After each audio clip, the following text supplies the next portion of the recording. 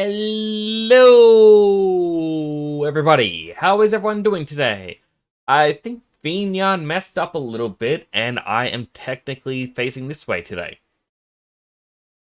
I guess it's giving me a brand new angle on how I look. I'll just have to be sure to turn to face everyone more often. But how's everyone doing today? I hope you're all having a wonderful day. Also, apologies for ending the stream yesterday earlier than I normally would. Don't overly want to get into it at the moment. Nothing serious happened. It was just posts were popping up in the family group chat, and I felt, hey, I should probably be present for things that are happening. That is all. Nothing bad. No one has to worry. But yeah, that's essentially what had happened. As a very, very basic explanation.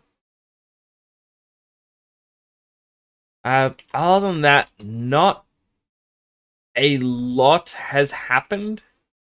I know tonight we're playing some more Final Fantasy XIV. There is a little bit of a problem with that, though. I apparently forgot my password. And I have put in my password incorrectly a couple times, so it has locked me up for several minutes. Which is a little bit of a problem. But as long as every time I reattempt it isn't resetting the counter, it should be fine. But these several minutes are lasting quite a bit. Now, I have been thinking to myself, I do want to, like, at the moment, over the last couple of weeks, with the exception of playing Pokemon, Final Fantasy XIV became my main game. I was no longer having secondary game. And I kind of missed the secondary game. So, I'm kind of getting the thought that I might change. Like, so I have the secondary one. I'm trying to think of what I want to play, though. Like, I bought Harvestella because it was half price. I've been wanting to play this for quite a while. But at the moment, is still a bit of a question mark. Do I want this to become a main game or do I want to play it offline?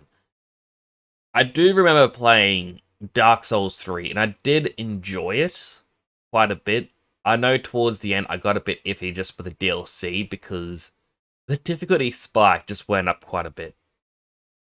Mainly for the final DLC boss. But I kind of want to play 1 and 2 again. For those that don't know, I played Dark Souls 1 earlier this year off stream, so I wanted something new to do. Absolutely loved it. So then I downloaded or bought and downloaded number 2, finished it, enjoyed it, and then I decided to play 3 on stream. Though similarly, we also have Liza P, which just came out. And I am kind of interested in it. Now, based on what I can see online as well, in terms of trying to find new things to play, the Tokyo Game Show, did not mean to click it, that happened, and there was apparently a few new announcements. Scrolling my mouse over the start, I can see that there was something to do with the Ace Attorney games.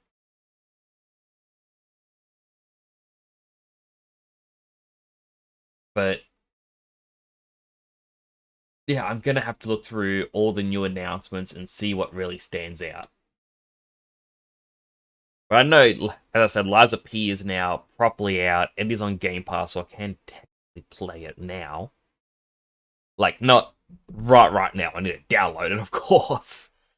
But I feel like I could definitely check that out.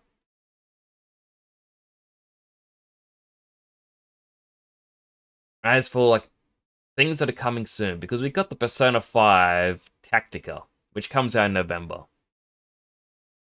That is definitely a must play on my list. I know October's just around the corner. So that is just slightly over a month. Yeah, a month seems like quite a bit away, but that's 5 weeks. 5 sets of streams, basically. I also know about Starfield. I've yet to play it, and that's also a game where it's like, oh, when do I actually get to play this on stream? Because I do want to find more games and more experiences. Because while like Final Fantasy XIV, I also know it's daunting to watch because it's a very long series. Or very long game, I should say. It's got a lot of... You know, a lot of quests, a lot of hours to put into it, and it is very... just very long. Also, thank goodness, I remember my password. I swear I typed this in multiple times, and it kept saying I was wrong.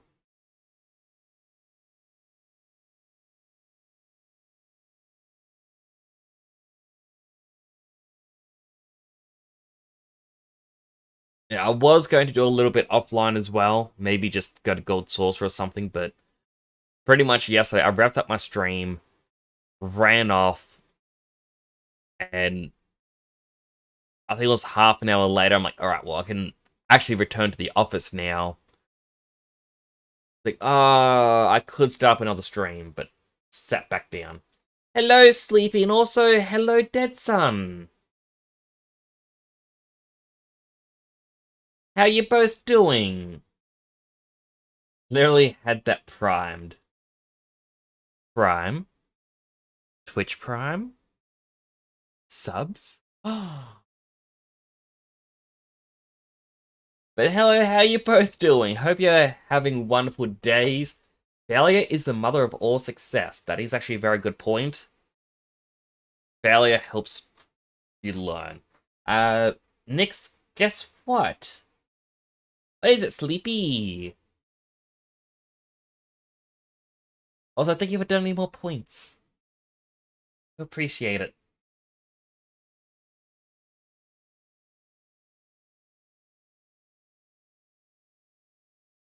Also, Bean Yarn rotated me ever so slightly, and I'm scared of moving it. So this is...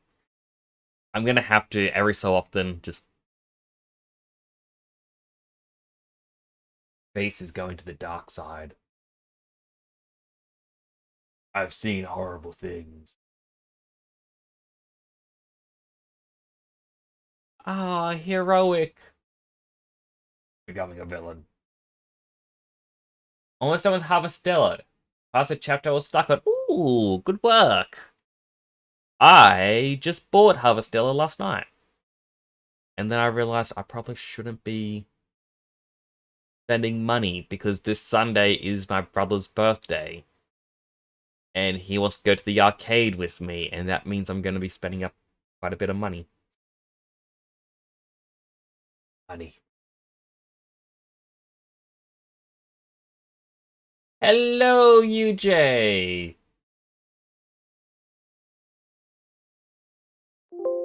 Gonna... Pretzel Rocks is annoying me. I literally have a tick that it's only instrumental music. And it puts on non-instrumental music. Like, on Pretzel Rocks. You're renewing? Well, I'm apparently renewing my yearly membership with Pretzel Rocks October 1st. And this is kind of where I go, do I want to keep you renewed? Do I want to see this program for another year? Or do I want to try and find royalty-free music?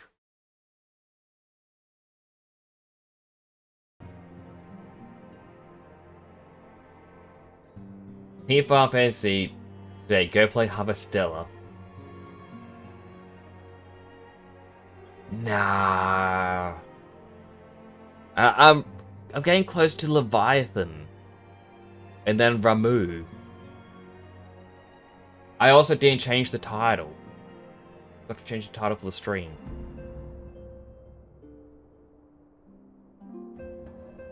And I haven't had the best pun.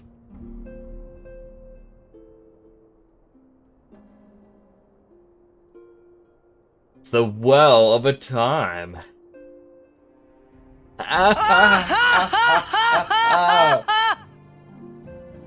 What's the most illegal thing I have done? Well, Mr. Dead Son.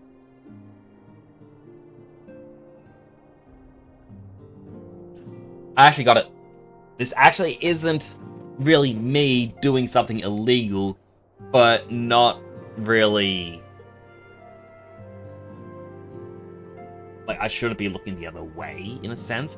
Basically, I worked for a animation studio company a few years back, who allowed us to take home 3D models as long as it was for the purpose of enhancing our skills. You know, they had some official ones from companies like Disney, which I was able to take home, as long as it was to enhance my skills. Now, it never actually specified in my contract what skills I'm enhancing. Is it my 3D modeling skills? Is it my animation skills? Is it my skills to just take things home from work? Never specified. But that's not the thing that is illegal, because that is within my grounds of my contract that I could take it home. No, the thing that is illegal is the fact that the company had said, oh, to help ensure that you can improve your skills at home, here is a copy of Maya that we can have installed in your computer. Which, you know, I go, cool. I would like this free copy of Maya. You know, it's an expensive program. Well, I am pretty sure that company, while they did own the business license for Maya, under the question mark, I actually don't know if they did or not, but I'm assuming a big multi-million-dollar company would have the business license for Maya. They were installing it onto all the devices, including my computer, which I brought in, using a keygen. Now, I'm assuming it's because getting the thing from the boss is too difficult. And a keygen is allowed if you have the business version. Because you need to, like the keygen, yes, it's using a falsified key. But if you can prove that you actually own this product, you're technically allowed to use it. Now, because I don't know if the company did or not, that's where, to me, it's like, oh, it's kind of grayscale and all this other stuff. So it's a gray area in a gray area. I would say that is kind of it.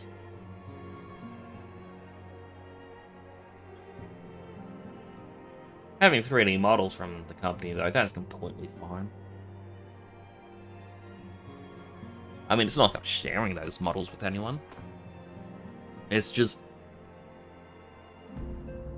personal reasons. Now, Dead Son, your turn. What's the most illegal thing you have done?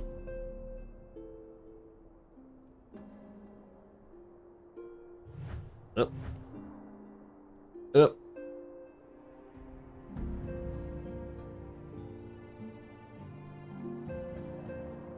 And welcome! We are back. Yes, we are. I hope everyone is doing well today. In America, the Fifth Amendment, meaning I don't have to say, Dead Son, you're not in America, you're in space.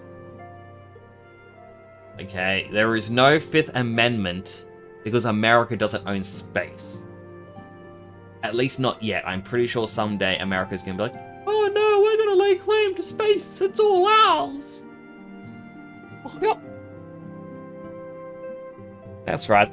Future America's gonna talk like Mickey Mouse and copying Goofy. And that's a fact.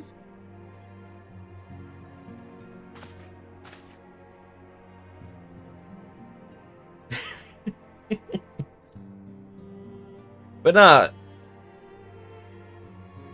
It's just a fun little thing that happened with the company. I have so many things that happen in that company that really do give me a headache thinking back on. Things where it's like I was asked, hey, would you like to work here again? And I just kind of said no. Because they were, without a doubt, one of the worst companies I've ever seen. They expect, like, your contract was written up to say you had to work 9 to 5. You can't arrive later than 9, you can't leave earlier than 5. There's no overtime pay because they don't expect you to ever do overtime. But because of how the trains worked, yeah, we'd be getting in there at like 8 AM. Because if we took the next train after, which only arrived 10 minutes later, we'd be getting in there at 10 to 9. Because we'd be getting the final express train. The boss then saw us leave at exactly 5 PM. Oh, packing up ourselves, like, oh, 5 PM, time to pack up, time to put our PC onto the server farm and head on out. It's like, you gotta start staying back. That shows initiative, you know. It's like, well, our contract states this. Nah, if you want to keep a job here, you need to show initiative. Well, we get here before anyone else does. That's not initiative. That's laziness.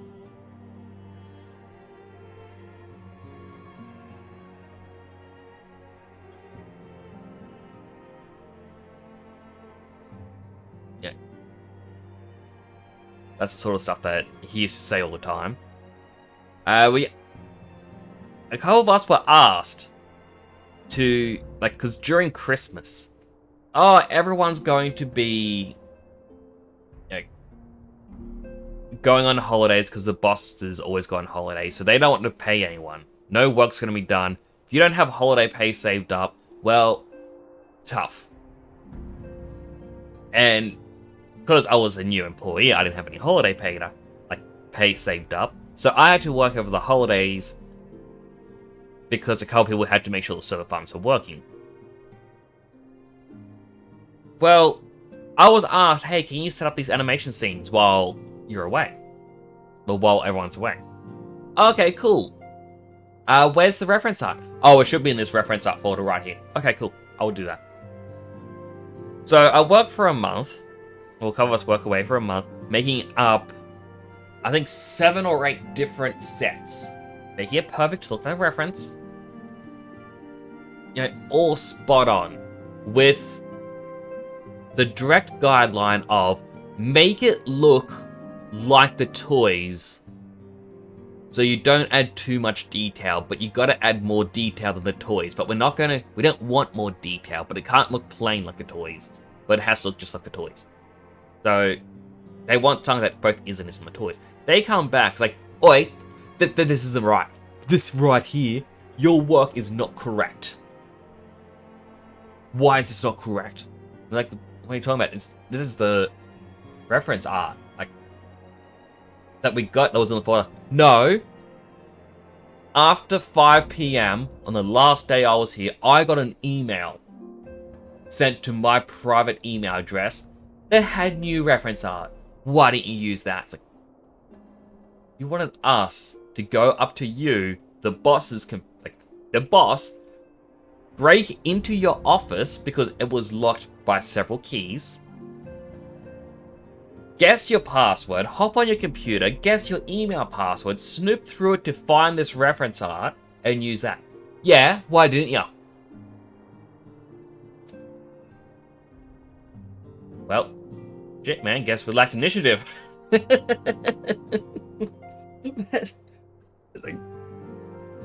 We got the blame because he didn't check his emails and didn't do his job. Hence why I have all the work files still. Because, you know. Well, actually, no, I can't really say, oh, if I link it online, then woo. Because, you know, the company lost the contract because other people weren't doing their job. And episode 1 wasn't even finished when episode 6 was meant to come out, so, you know.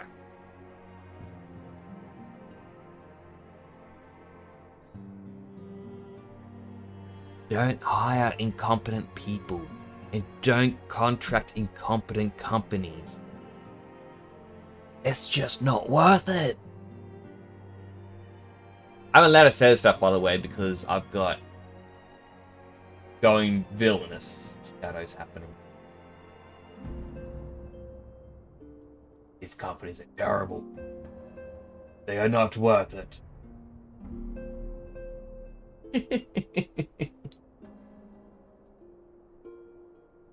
Just remember the tags of the pillowcase and stuff like that.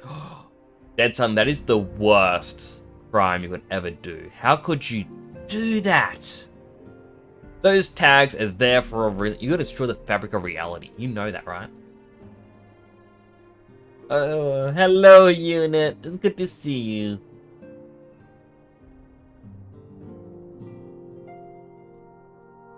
Liam was sus. Would he be sus? I'm gonna have to give that boy a firm talking to. And it absolutely was a nightmare, UJ. Jax? Hey, Jax. Stronger than grease.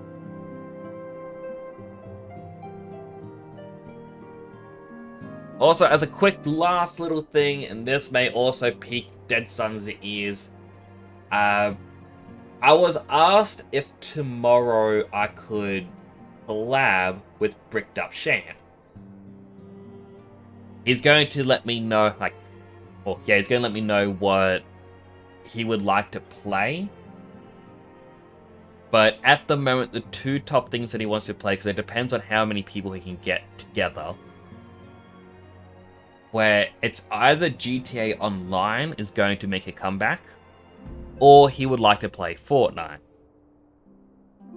So there is a chance that on his stream tomorrow, that I may play some Fortnite with him. I have not actually played this game in such a long time. I'm really bad at online shooters, but I thought I'd let you guys know now that that is a thing that may be coming. And I also mentioned Dead Son by name in this because I know you two have asked me about this. So, you know, if I do end up hopping on there, I can always jump in with you and be like, haha, look how terrible I am at this. Hey guys, how do I floss? Is this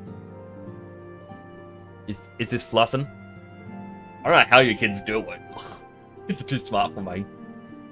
Yes, was from before my time, but you know, it's the kids thing now. Why are you giving our son a talk to? Because he was acting very sus, apparently. Well, actually, no, I'm not giving our son a talk to. That is... You know, male is our son. Liam, on the other hand. I don't know who he is. I played for practice last stream, and I was terrible. Like, I expect I'm going to do very, very bad. Especially if it's a build mode. Oh my goodness, for the longest time, I saw people play Fortnite build mode. Like, how do they build things so quick and rapidly? And it turns out a lot of the time, they have macros that they press, and it will go, oh, do this movement, and it builds it for them. And that's how a lot of people do rapid buildings.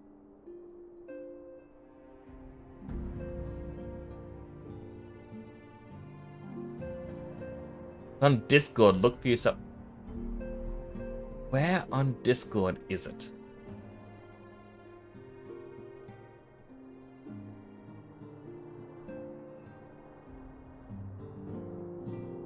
What channel?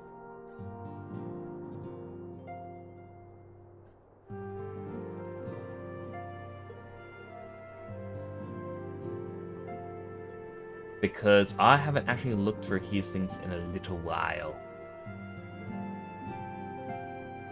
Is it in gaming? No. XIV now has a notification.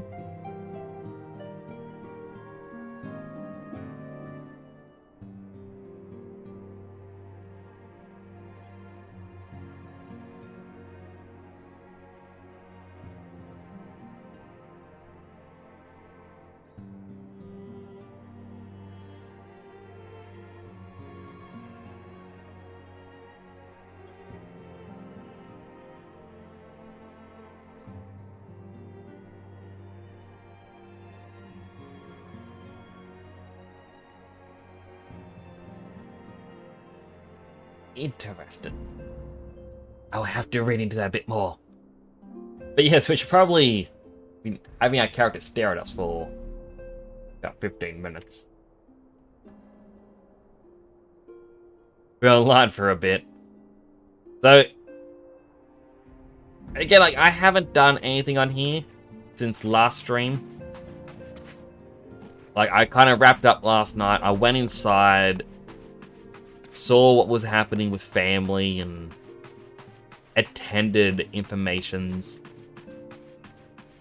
Couldn't sleep, so I played a bit of Pokemon. I've designed up a competitive team, by the way. I kind of want to get into competitive Pokemon.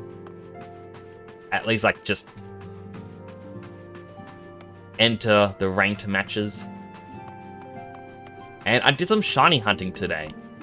Bought 4 new shinies. 2 of them were that Sinistra.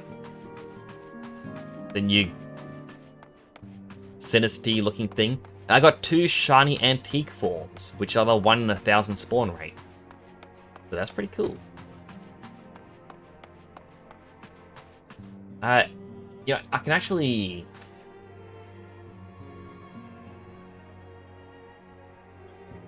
I think this one here I can use. Give it me just a quick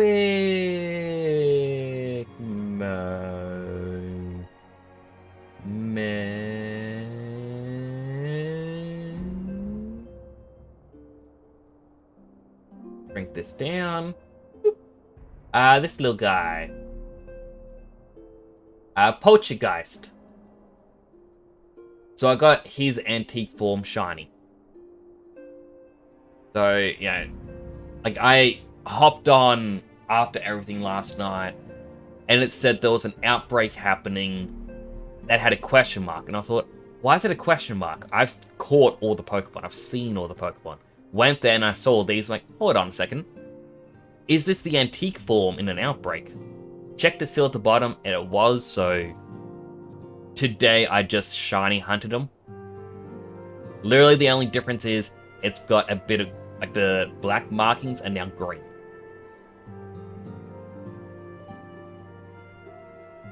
Then, obviously, you can kind of see what happened. One of them I did evolve. Again, the black stripe became green. And then while trying to find, I found a Haunter. Pretty cool. And at the start of it all, I found another Toedscool. Because I don't know why, but that appeared. And I even got a nice little screenshot with them all. I should have put away Miraidon, but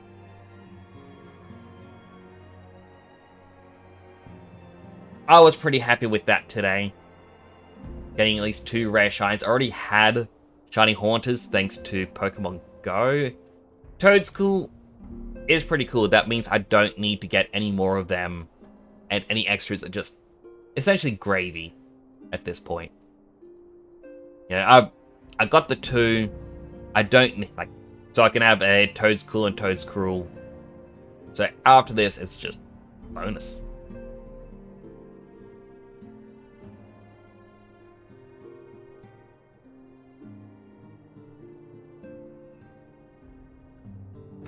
Anyway, let's start the story. Sea rises. Plainly, should the worst come to pass and Leviathan is summoned, our only recourse will be to face him in battle. Given past experience, you may very well think that eventually inevitable. Yet, so long as there is even a chance of the Primal's return might be prevented, we must needs bend all our efforts towards achieving that goal.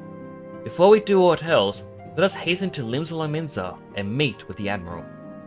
She will not have been idle in the intervening time, and would doubtless have valuable information to share.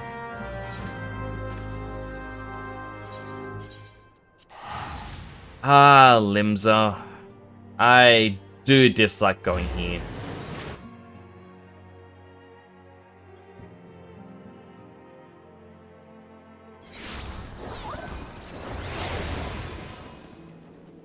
Like, it's a very active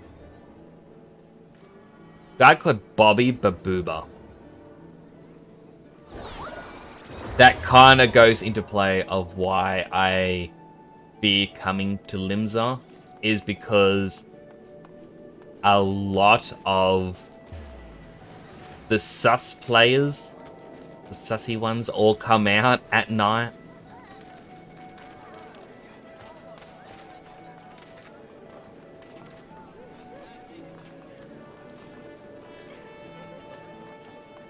But it's like,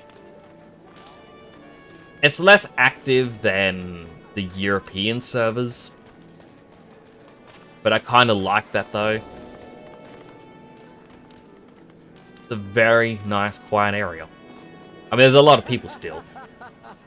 And what button is it? This one? No. What button do I use? Oh, that was print screen.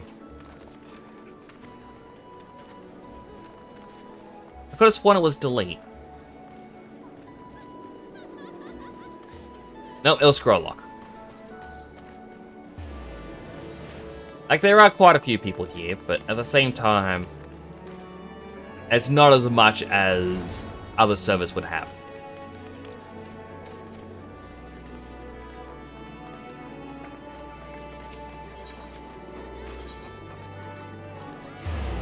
I believe it's through here. Maybe?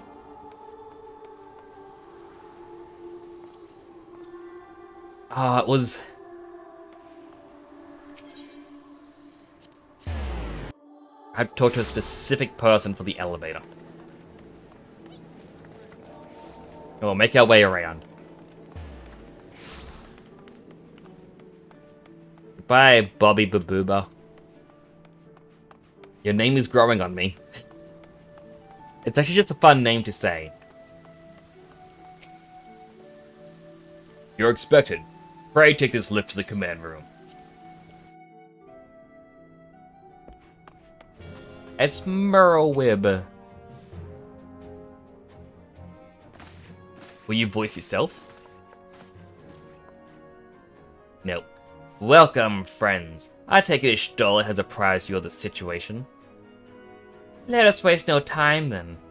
According to our best intelligence, the Sahagin had not crystals enough to summon their god. Last, we not count on the Serpent Reavers venturing as far as Thanalan to supplement their cache. For our short-sightedness, we are faced with a grim prospect of Leviathan's imminent return. Needless to say, I'm not inclined to let the fishbacks have their way. Even as we speak, the Maelstrom makes ready to launch a large-scale operation to thwart the summoning. We would welcome a silent support in this endeavor. But if, God forbid, our efforts should come to naught, I will need to trouble you for more than mere support. Much as I did when Titan last walked these lands.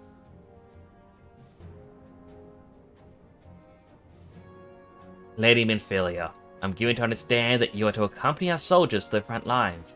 I can only assume that you have sound reasons for doing so.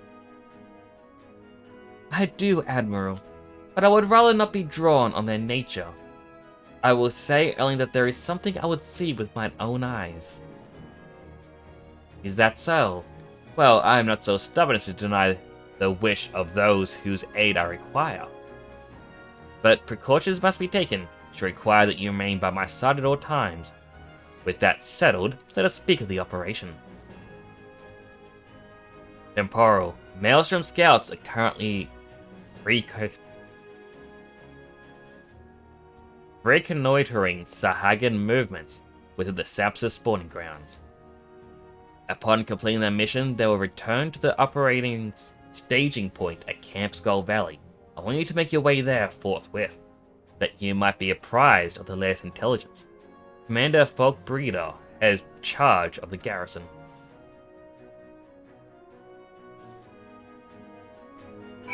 Oh, that was super quick. Just some tips for Harvester when you play it next. There's 3 endings. And check the well in Quietus. 3 endings? I'm gonna play it 3 times then.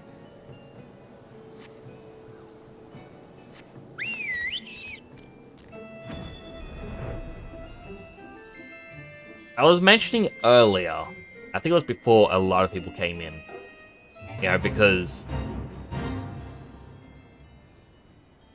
Final Fantasy was struggling to launch. But essentially, I'm trying to find something I can play other than just Final Fantasy.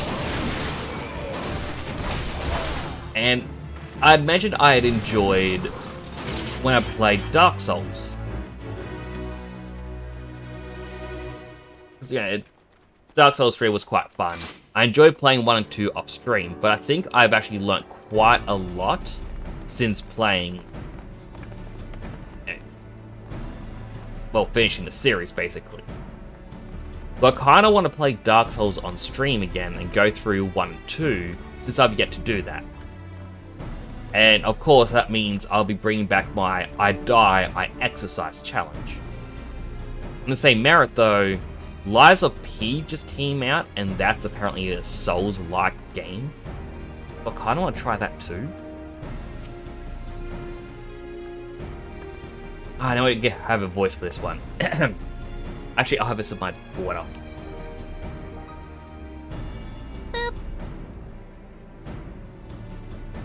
Thank you for the boop team, Mary. Boop always makes me laugh. How are you doing today? I hope you're doing well. I've been expecting you, Sign of the 7th Dawn. On behalf of the men and women here, I thank you for your cooperation. Safety of our citizens is paramount. Your aid will prevent Leviathan's return. I will take the Necklace of Fasting. As you may already know, Maelstrom scouts have been dispatched to reconnoiter the Sapsa spawning grounds. Though it pains me to admit, the Maelstrom has never faced a foe the likes of this before. We must proceed with all due caution. Among other things, they have orders to determine where Leviathan might emerge, assuming it comes to that. And yet, their return is long overdue. Fear that ill may have befallen them. For better or worse, we must ascertain their fate, but it is not too much to ask. I would have you aid us in the search. 5 scouts ventured to the Sapsa, all told. Here, take this flask of restorative to tend to those who may have been wounded. Though it pains me to even consider the notion, if they have perished, circumstances permitting, I should recover their bodies. By no means venture too deep into enemy territory, however. Ill afford to lose you at this juncture.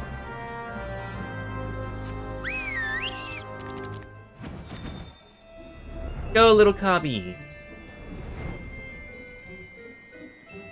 I kind of want to play to the story as legit as it would have been, but instead of just running on the ground, I'm just going to hover above it because why not? It's a little bit faster. There's one. Oh, somebody of all times forget the restorative.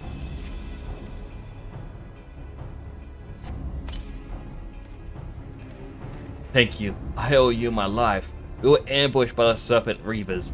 Lightly armed as we are, we didn't stand a chance. I was able to flee this far, but the others were captured. They were taken to Serpent's tongue, I'm certain of it. I can make my own way back to camp, but I feel the worst for my comrades. Save them, I beg of you.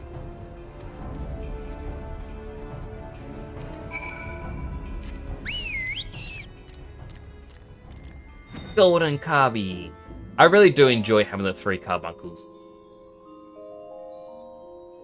Just found I'm going to be taking a family trip to Australia next year. Ooh, I hope you enjoy.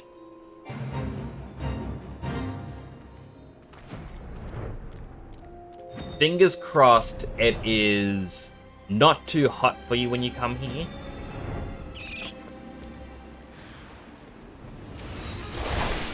Scared about the spiders. Well, I'm gonna be absolutely honest. Unless you're going into the bush... Actually, I should finish this fight first. Unless you're going into the bush itself, there is a slim chance you're going to see a spider. Now, That said, like, the most common two spiders that you're ever going to see in Australia, number one is the daddy longlegs, which I believe most countries have. It's just a very, like, I want to say very small spider. Like, yeah, they get quote unquote big, but it's just like a little tiny dot with long, yeah, spaghetti legs in a sense. It's not a scary thing to see, and these things will eat other spiders. That said, I've not actually seen a daddy longlegs in such a long time.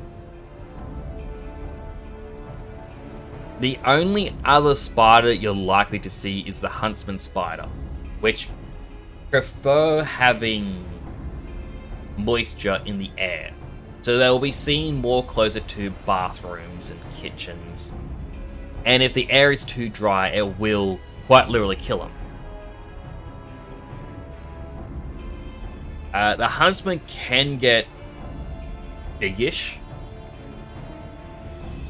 but the two things about a huntsman is, well, actually three things. Number one, a huntsman can't make a web, so you're not going to have random spider webs with this giant huntsman in the middle of it. Number two, huntsmen are actually quite scared of people. Like, they will actively run away from you.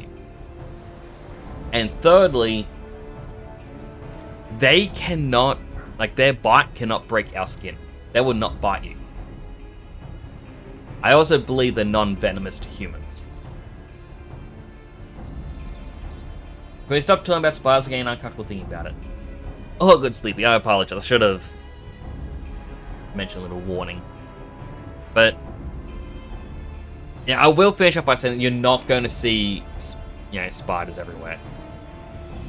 Like, it is quite literally a meme at this point where people say, oh, they're everywhere. There are snakes all throughout Australia.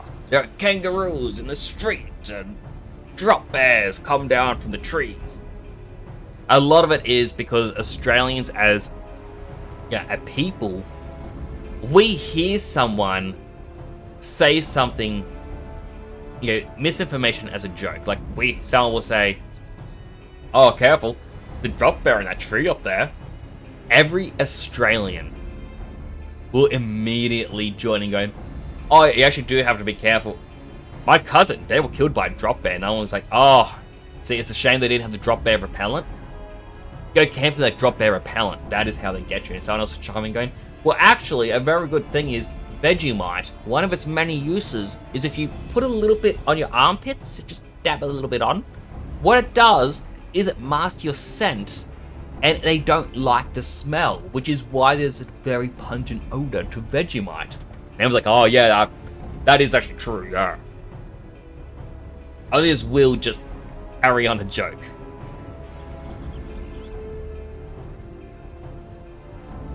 And it was like, people always said, we'll send people on wild goose chases because it is just a very entertaining thing. Like, and it's not a, oh, I'm gonna do this to insult you or make you look dumb. It's a, oh, we got you. Alright, come here, come on. We're good mates now. We're friends. Good phrase. Oh, and don't worry, Sleepy, I'm scared of spiders too. I am not a fan of spiders. Love kangaroos though. Kangaroos are quite adorable. I actually got a picture because near me is a grass field when I head towards the shopping centre. Very small grass field, and somehow a bunch of kangaroos got in there. Now, it's actually dangerous to approach a kangaroo because, you know, bottom line, it's a wild animal. You don't know how they're going to react. Yeah, it's how you kind of got to think about every single animal. But a kangaroo's kick is very dangerous. They're not going to kick very often, but because a lot of people say, oh, a kangaroo can bounce back on its tail and then bounce itself forwards. It's actually a lie. A kangaroo can't actually jump backwards. They can only ever jump forwards. Where people have been showing off footage where if you see a baby kangaroo or a little joey go into your house and you're trying to get it out, you just put a bag in front of it It has no choice but to jump inside the bag. They are very, very simplistic. Also, the reason why I don't play the game when I'm trying to tell these stories is because I realize I'm a hand talker. I use my hands a lot to talk. And if I'm playing a game like this, and I'm trying to talk, I actually start to lose track of what I'm doing. Like, my hands already come off the directional keys. It's waving in the air. But when I'm playing game, pressing all the buttons, if I'm not moving my hands, my brain just isn't moving.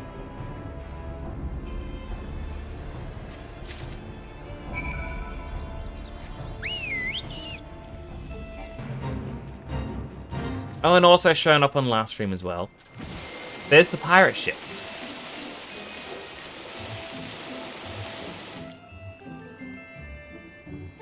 Just a random ship you can hop off onto, run around, and take photos. You never accessed it in the past, but now you can.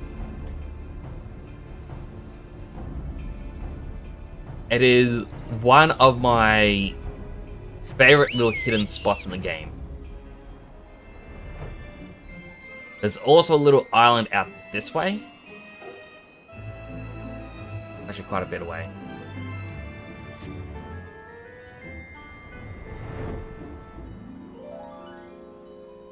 I wonder how high you can go up on this.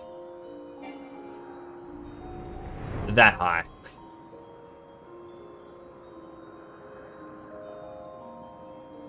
Just a proper meteor that's crashed.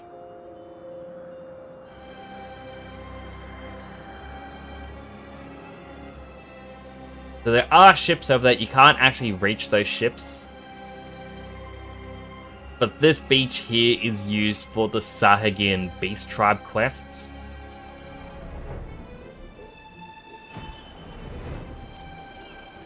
And normally you would only be able to get here while doing that quest line. But now you can fly here. As for the ships, they are annoyingly just outside of range. And you actually have quests that appear on there. Like, you can see the enemies on the boat.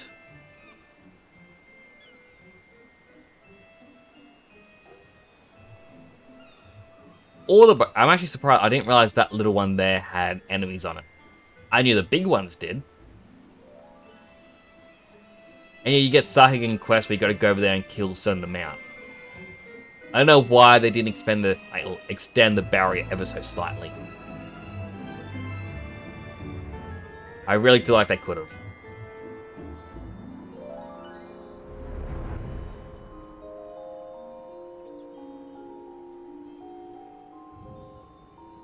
And lastly, on unexpected areas you can walk on. All the flat bits around the lighthouse. Well, most of them. You can't on this one.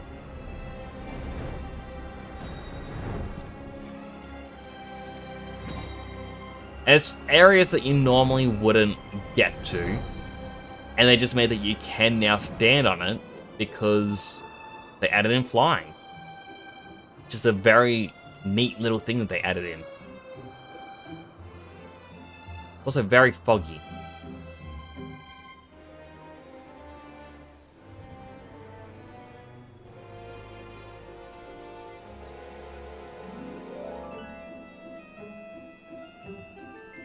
Let's finish up this quest line.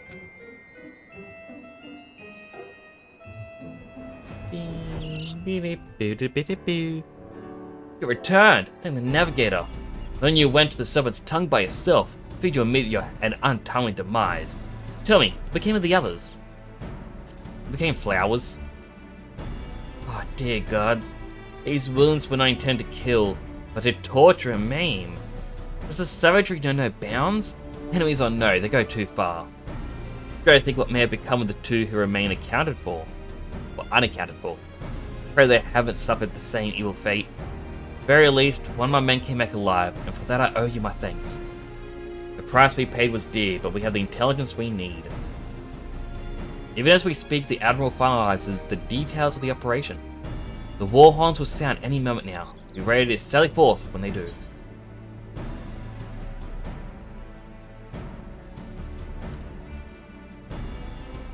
It's a fending bracelet. Gift of Eternity.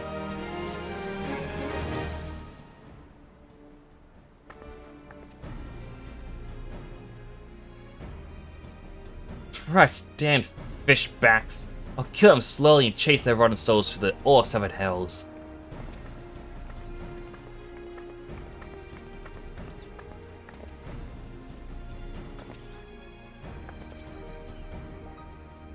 Peace, Commander. We are here for a purpose, and vengeance is not it. I want your mind on the task at hand, savvy? My apologies, Admiral. You may count on me to keep a clear head. Good. According to our sole surviving scout, the Sahagin and their thralls have already begun to amass the Aetherite in the depths of Sepsa. If we are to act, it must be now. The men are ready. Sorry. Men are ready. We better wait your orders, Admiral. As predicted, the Sahagin have tightened security in and around the spawning grounds. A frontal assault is likely to be met with fierce resistance. But we're not to be so artless as that, Commander. We should divide our forces and strike them hard and fast at key locations. Remember, our ultimate objective is to take the Sepsa Aetherite.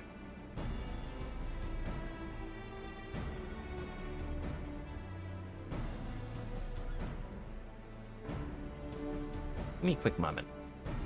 Apologies.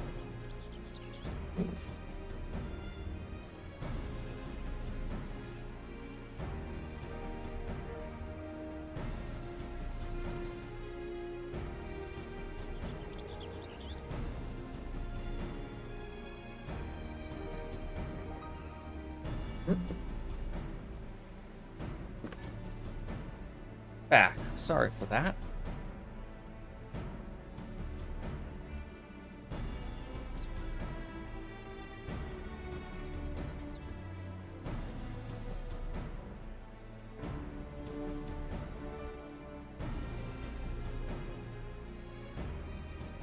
Just give me a quick little moment.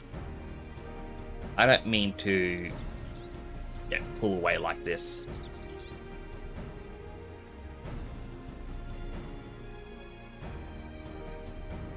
Alright, I think it's safe. There was an odd noise outside my office, and I just kind of got concerned of what is that noise, and is it someone trying to get in?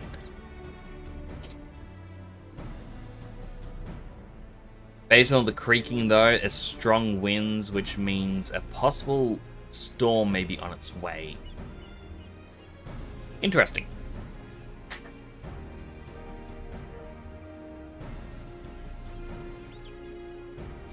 Fix how I'm sitting.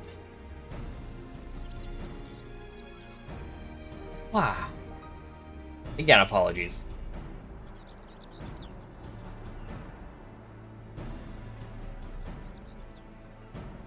Alright, so I missed part of that line. I was trying to click back onto the game. Maelstrom shall engage and distract the Sahagin's legion of drowned pirates at the Serpent's Tongue. Commander, you have charge over this effort. Be mindful of the lay of the land there is devilish for attacking forces. Let the foreign levy spearhead the assault, and have subsequent units fan out to cover their flanks. The selfsame moment, a diversionary squadron formed of galleons, the Crimson Fleet shall harry the enemy from offshore. In likewise, we silence shall form smaller units in hopes of confusing the Sahagin defensive effort. Temparo and Estola, the two of you are to make your way to the site of the summoning ritual. Admiral's diversion should serve to thin the enemy's defenses, rendering your path less perilous. A small party, I believe, should be able to win through without drawing unwarranted attention.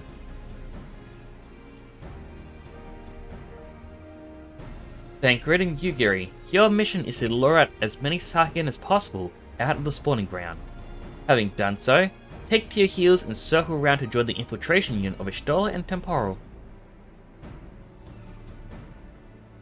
When all has been set in motion, I myself shall cut a path to the Aetherite, accompanied by Lady Minfilia, as we agreed. Well, don't let me keep you, friends. To battle!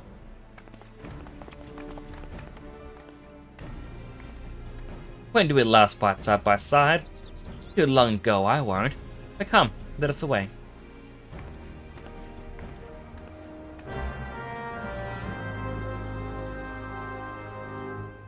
Sorry, a bit of a yawn.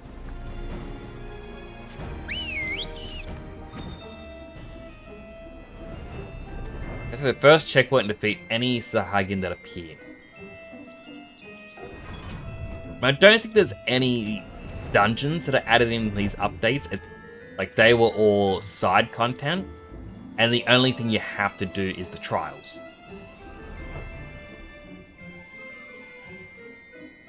Oop.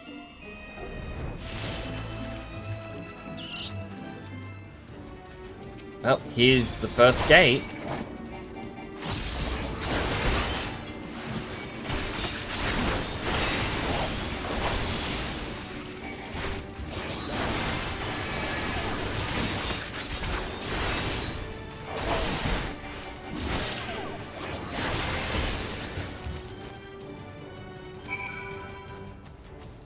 Like, it's quite interesting how they tried to set this out, and I understand why they later went with dungeons. Because they try to set this out as a proper path where you have to fight through. Especially when you're level 50 and all these enemies still want to kill you. But, you know, being level 60 now...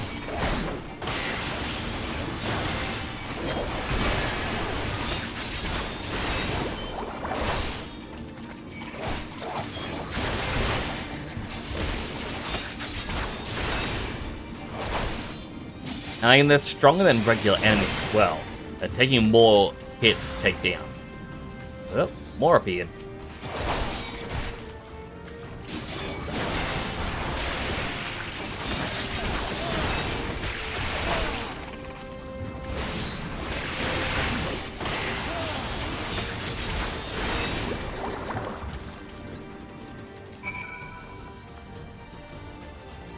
That's the third checkpoint.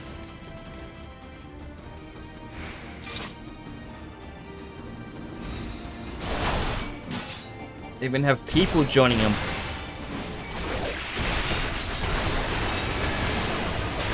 Why would they betray us like this?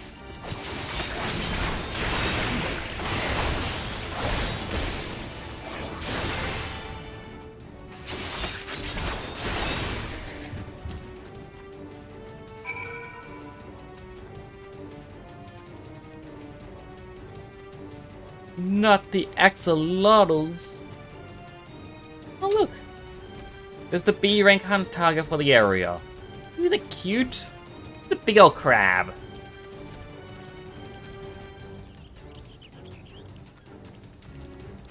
I really am a fan of the hermit crab designs where they're using something else for a shell.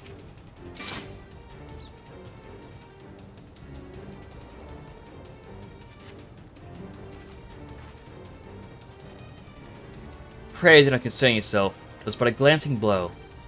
Come, the Aether is close at hand. Let us press on.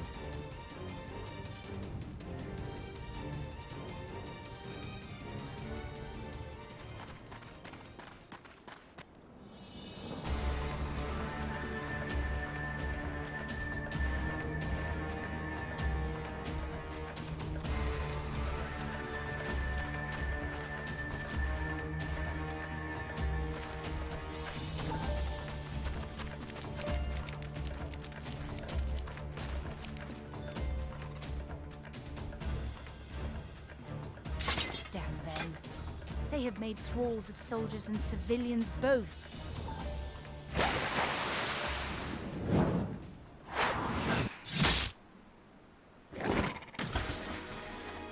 Thancred! We can finally see him in action!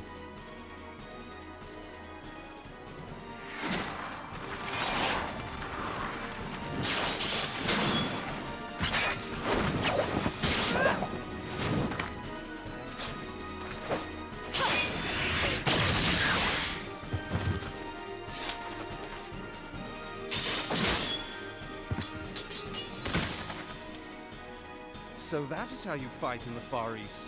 Mental note, pick no quarrel with Domans.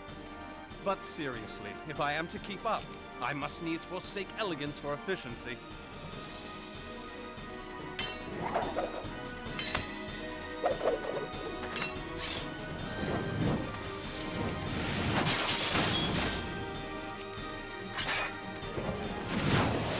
I think, I can't remember if it was this patch or the next one, is when they actually added in the thief class. So I think until this point, this just wasn't a thing.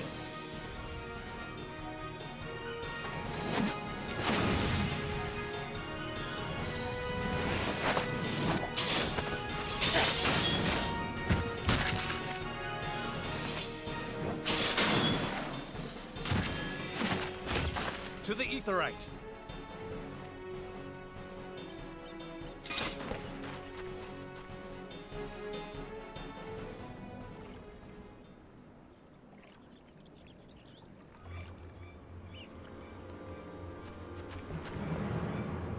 Gonna be too late, aren't we?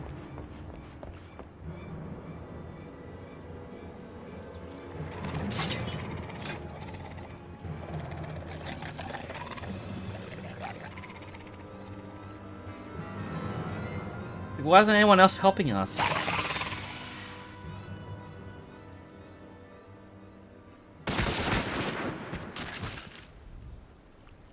There we go. Finally get some assistance in here. You'll forgive me my lateness.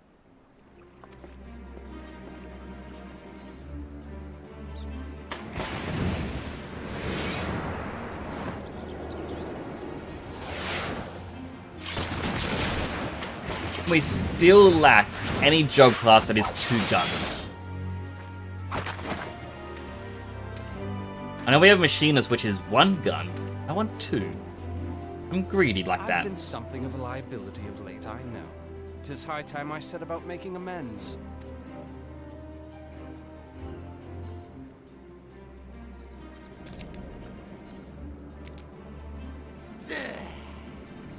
Long have you shriveled Sorewalker, tormented our kind. But no more! Your time is at an end! You shall perish with salt in your wounds and sea in your lungs. Lord of the world, hearken to our plea. Lord of the world, deliver us from our misery. Do you feel that?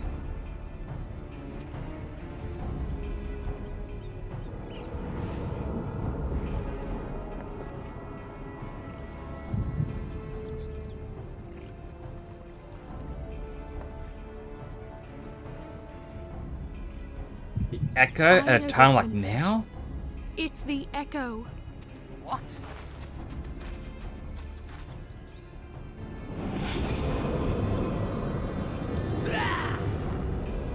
Such power! It is transcendent!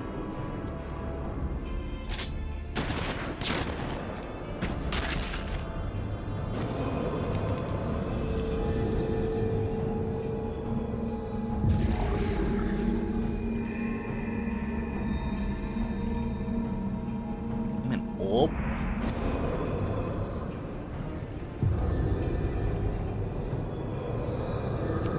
Similar to the Asians, where they can take over any body.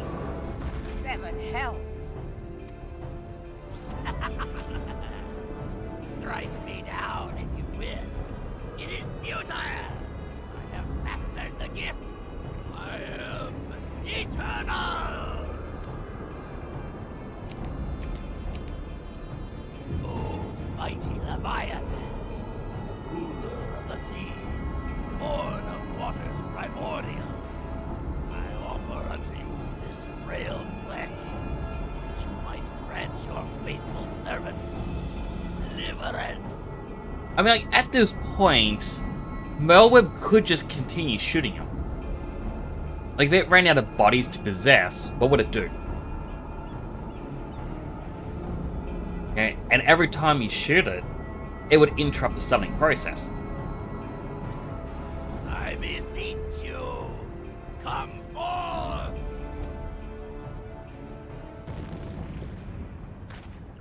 Die, damn you!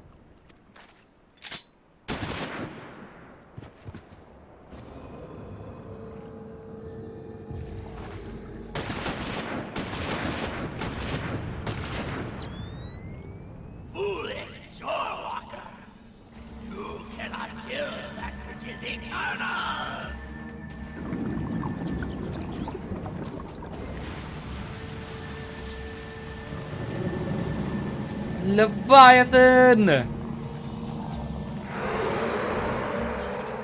Heavens forfend. Damn it all!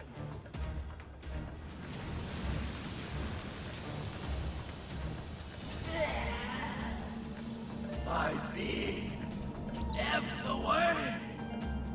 But it should by right be infinite. Am I not immortal? Curse you, emissary! You promised me everlasting.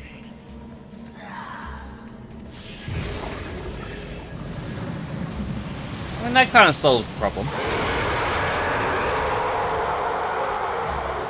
Destroy the ether. It's gonna be gone. Where did he go?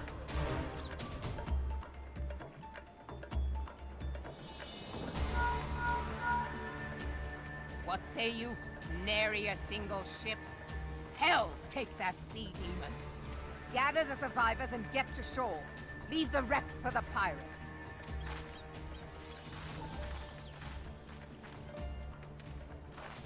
Leviathan wastes no time. The diversionary squadron is lost. For a mercy, 'twould seem the Primal now makes for open sea. But why does he not press his advantage? Unless...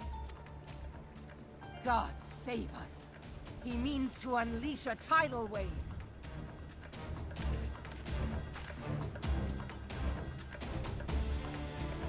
I mean, like, isn't that Leviathan's thing?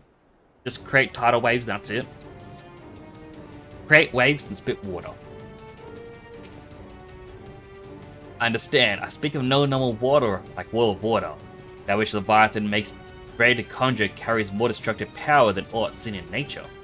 Enough to raise entire coastal settlements. If his last attempt is any guide, it cannot suffer history to be repeated. Yet how in the seven hells are we to prevent it?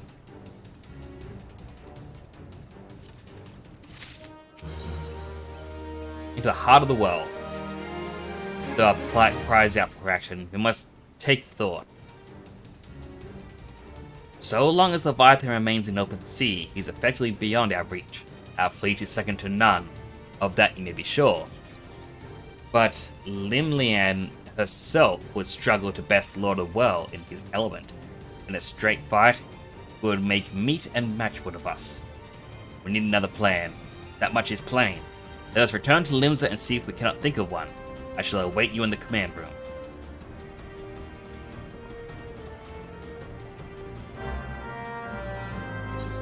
I mean, again, we're still not needing Middle and Nausea. I'm gonna be extremely excited when we finally get a quest that involves that zone.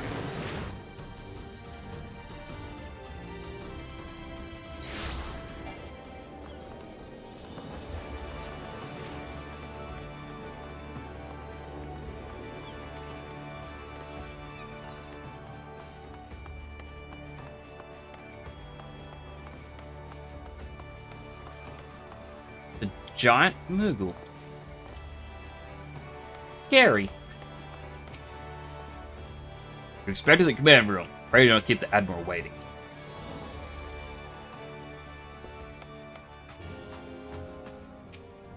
Melweb, do you want to voice yourself this time? There used to be a hamlet beyond South Tidegate in western La Noscia. Hearthstone, it was called.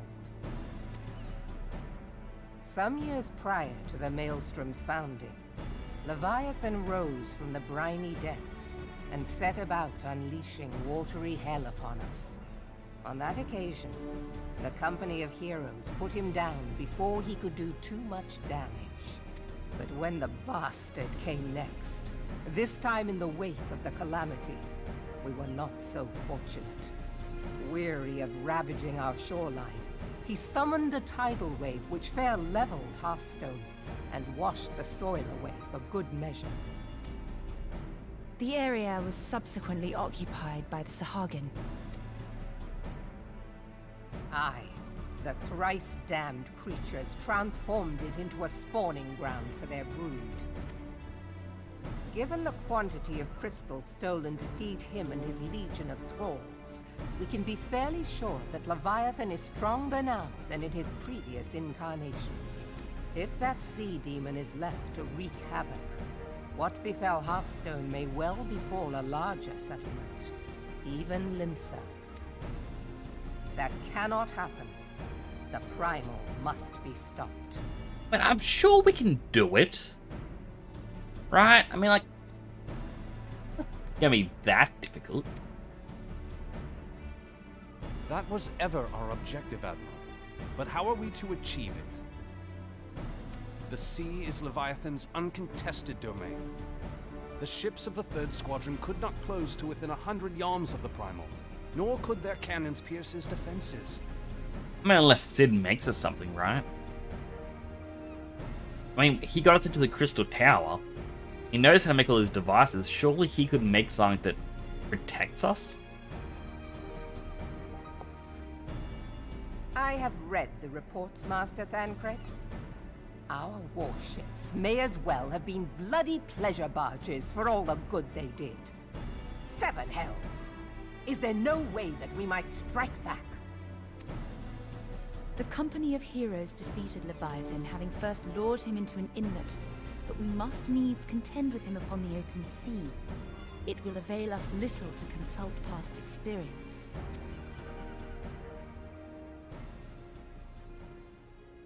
Admiral, if I may. Speak freely, Marshal. By all accounts, Leviathan's most formidable weapon is the very sea itself.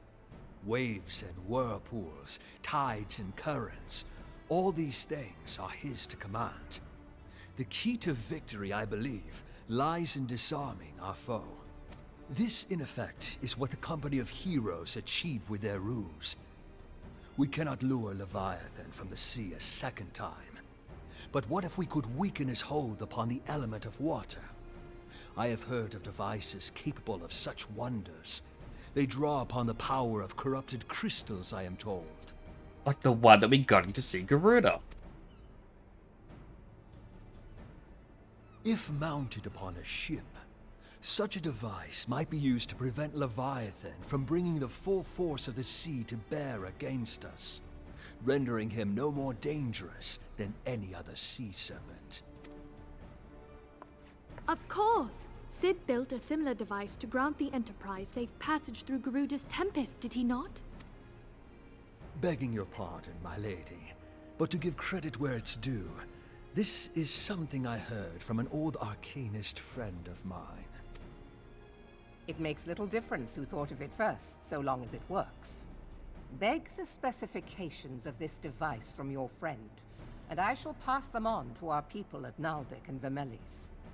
But before we proceed any further, I would voice one concern. Piercing Garuda's defenses is one thing. Suppressing Leviathan's attacks, quite another.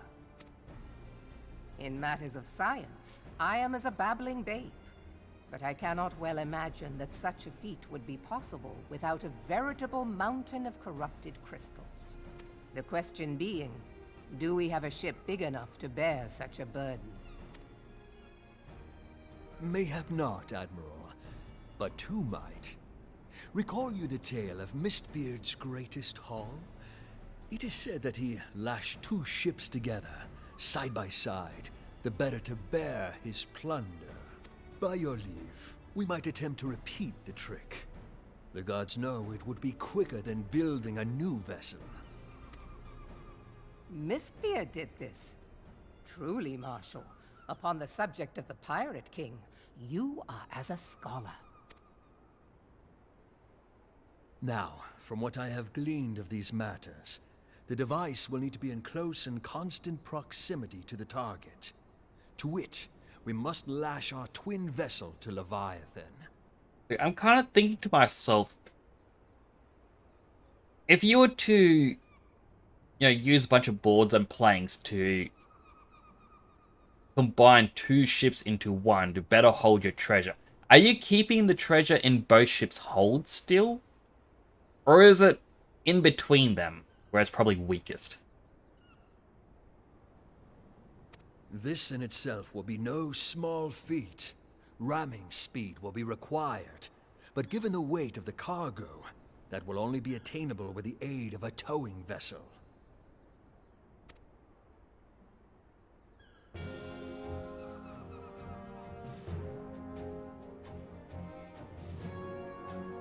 Suffice it to say, the task of piloting said vessel will entail considerable danger, and I would not ask it of another. I volunteer myself. Will be dangerous for all involved, but we have no better recourse. Very well.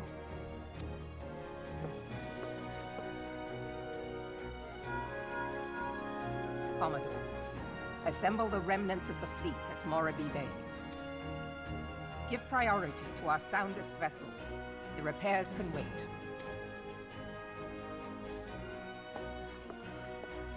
Storm Marshal Slafierson, command of the operation is yours. I want that twin vessel ready to sail post-haste. At once, Admiral.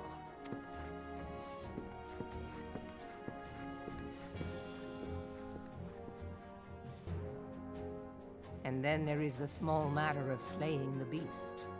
The fate of Limsa Lominsa rests upon your shoulders once again. Go well, warrior of light. It always rests on our shoulders, doesn't it? Like, no one else in the universe really does anything.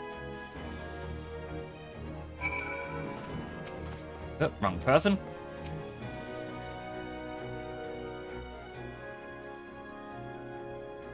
Beings held as gods also exist in what you call the Far East.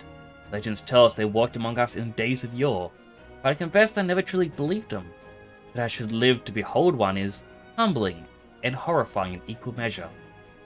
Now that I have come face to face with the Primal, I do begin to understand why the Garleans fear them so.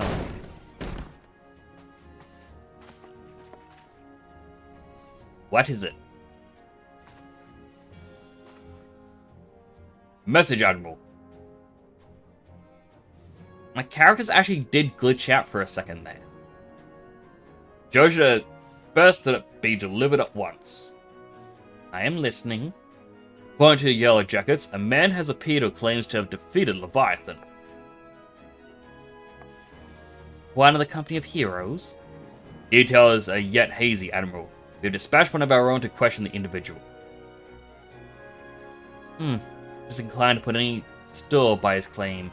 And even should it be true, it is as the Stola said, none save the company of heroes have bested Leviathan. We know how they went about it. If this man is of their number, what could he tell us we do not know already? And yet, having wagered Limsa's survival on 2 ships, some rope, pile of crystals, can we afford to ignore this man? If his testimony could yield us any manner of advantage, should we not hear it? Damn it all. The twin vessel will be soon ready. We have no time to wait for the Maelstrom's report of the supposed Primal Slayer's claims. Pearl, seek him out and learn what he knows. At the very least, it will spare you the torment of waiting for the reckoning in idleness. Man you're looking for is believed to be a resident of the Great Fleet in Lower Lenosia. Storm Private sent to question him has already been. That should already be in the vicinity. May your journey prove fruitful. Is this gonna be the same guy that claims he beat Titan?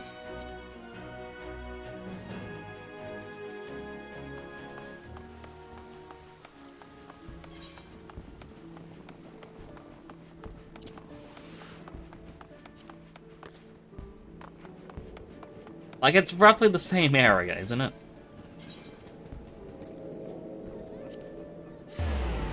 Had to make sure I didn't click middle. Do not want to be going there before we're meant to.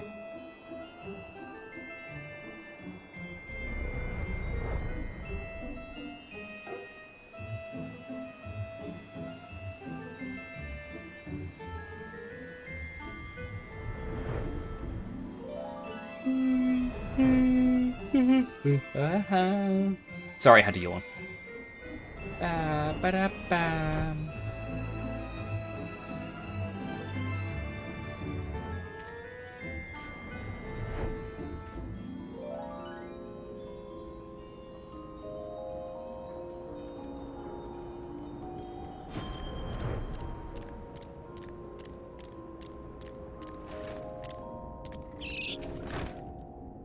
100% is. It's the guy with no pants.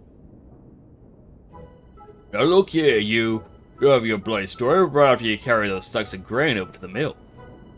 But sir, that's what you said before you had me pick those oranges for you. Before I marked out the chocobo stables. And before I rode that millstone over to the mill. And also before...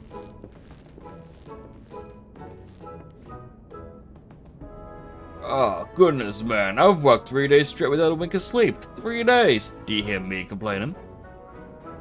I suppose some of us just ain't made for the rougher stuff. Alright, give you what you want. They'll let it be said, but that old tractor man a generous soul. Now, prick up your ears, because I won't be repeating myself. Too much, see? Besides, it's only so much epicness a man can take in one sitting. The tale of Tractom's epic victory of the dread primal Leviatus. Now, Leviatus is huge, make no mistake.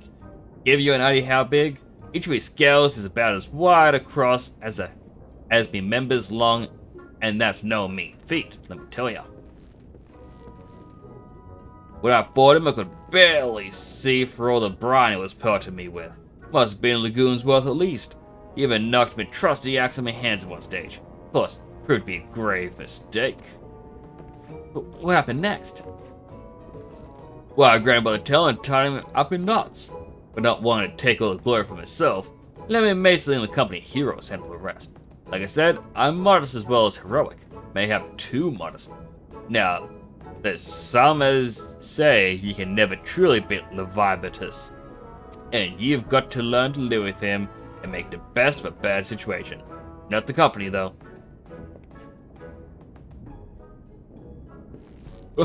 It's you! I'm sorry, I didn't mean it. I was just enjoying the attention, is all. Take it back, everything I said. I was never part of the company of heroes. I'm no marauder. I'm actually a complete coward. I'm nothing. I'm chocobo dung. No, I'm the maggots you find wriggling in chocobo dung. I have to lie to women to tumble them, and that don't happen much. Member's tiny. It's pathetic. This guy just crumbled so quick at seeing me.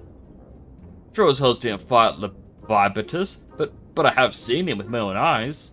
It was a fair few years back when I was working as a baker's hand.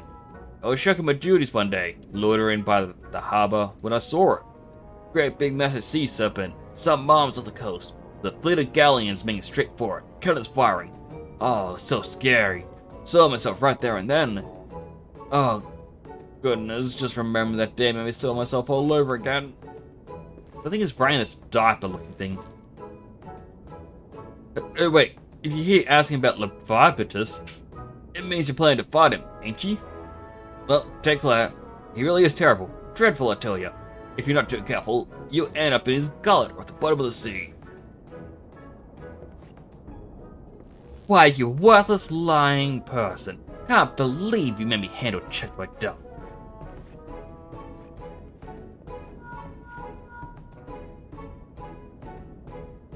Emperor, this is Minfilia. Were you able to learn aught of use against Leviathan? Beg your pardon? Leviatus?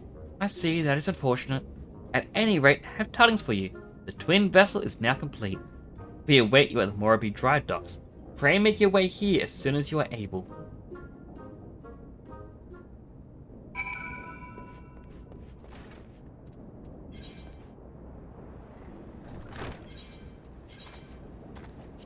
I'm also going to have to make a decision if I want to try to tackle this as a tank or as a DPS. Tank scares me still, but I feel like I should give it a proper try.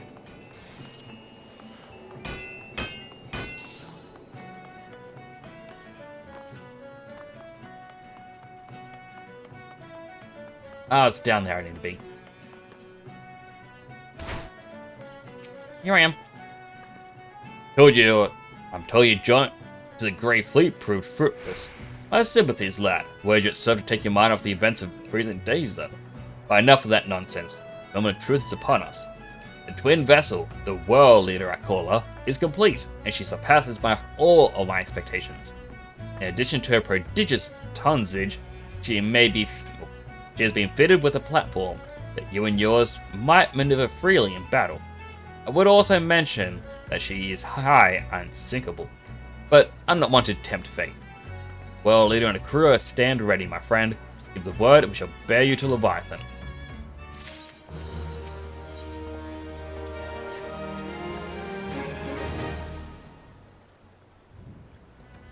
I know that look. You're ready.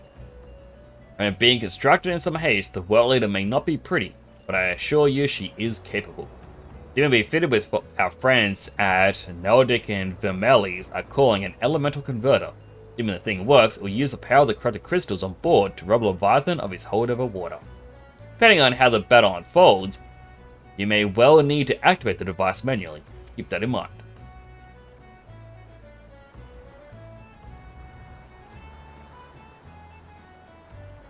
It's expected that the Sahagin and their thralls will attempt to come to Leviathan's defenses. Accordingly, the Maelstrom will once again employ diversions. Dankred and Stola would have you assist in the effort. If it is to fulfill its purpose, your diversionary force must not want for numbers. By your leave, I too would volunteer my blade. We would welcome it. Having seen you fight in Sepsa, I dare say that fishbacks will find your presence highly diverting. Dankred and Stola, if you would join the third levy, and Lady Yugiri the fifth.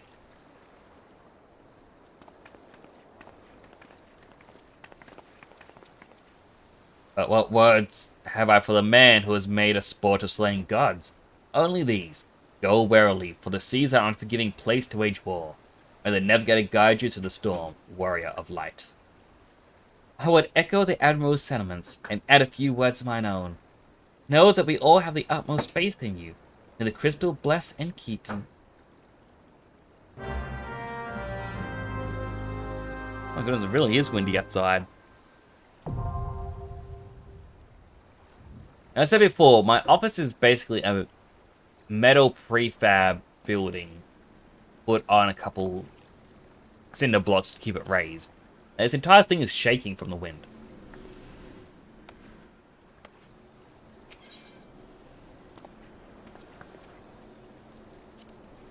I even do this with NPCs.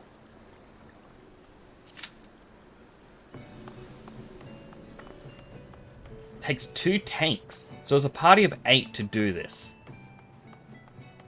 I thought it was still parties of 4.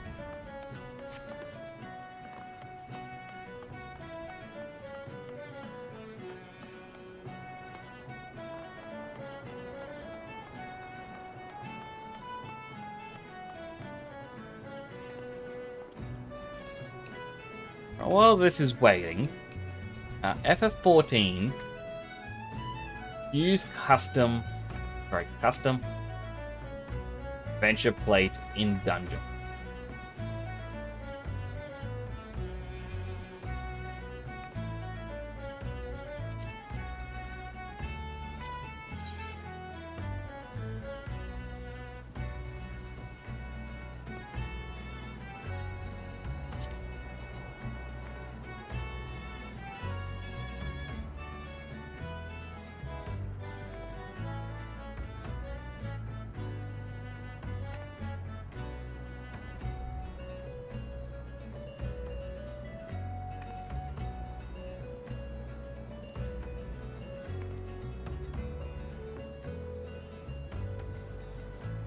Just select the top one that says current class and use the same profile picture. Copy your post and add venture plate to your portrait. Then anytime you change your gear or glamour, you'll need to go back and resave it.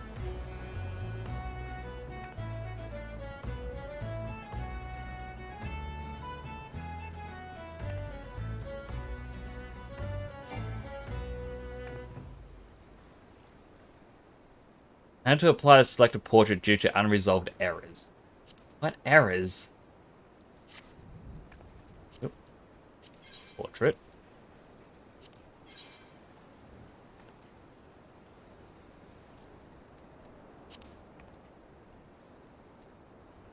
Update gear set does not match portrait data. You must add this portrait in order to use it.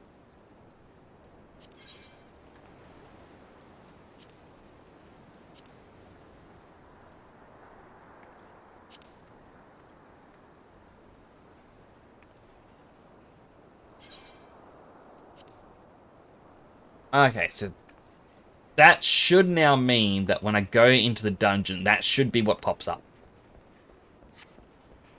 Me with a couple of Moogles around me, thinking about food.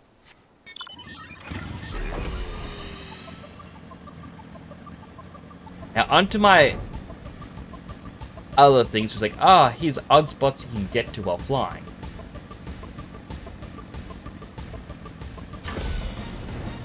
Again, this is a little spot, like you'd kind of expect it as you fly over. You can't normally walk up here. But you know, if you're into G-pose, here's a nice little area for you. The thing that makes me really curious is these little things down here.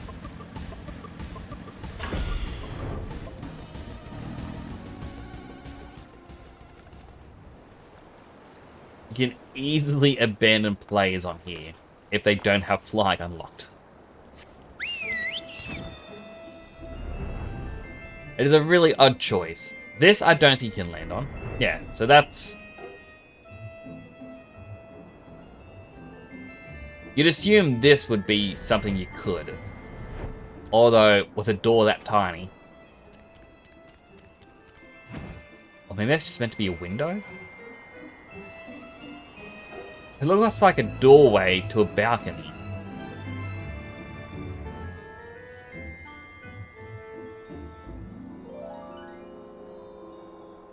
But I just enjoy exploring these areas from different angles. Seeing things that you might easily miss.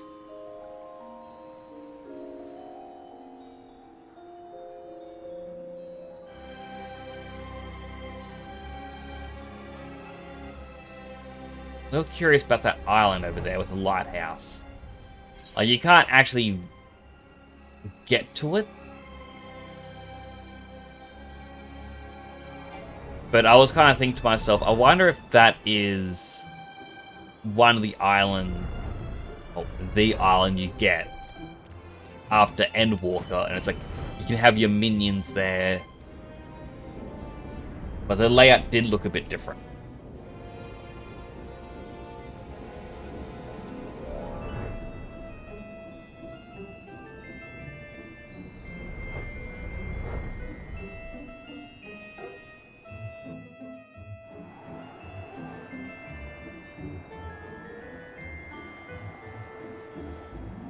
We need to figure out what we're going to do while waiting for this duty to start. Not the cocoons, that's for sure.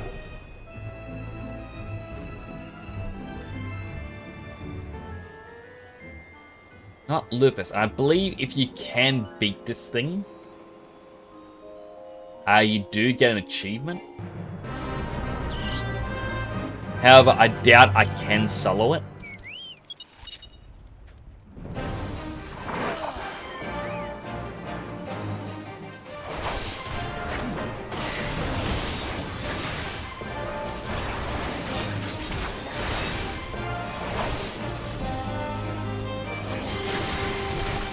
Yeah, this is going to be way too hard to sell. Like, I've done 2% damage.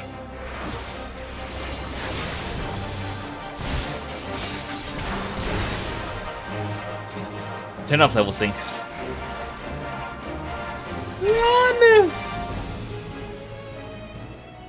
I mean, it can't follow me outside of its fate circle. I would like to do the achievement fates at some point. I was like, I'm thinking to myself,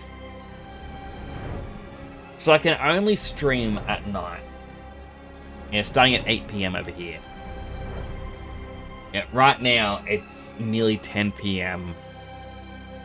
And the amount of people who are going to be doing the dungeons and trials and whatnot, it'd be pretty far and few between.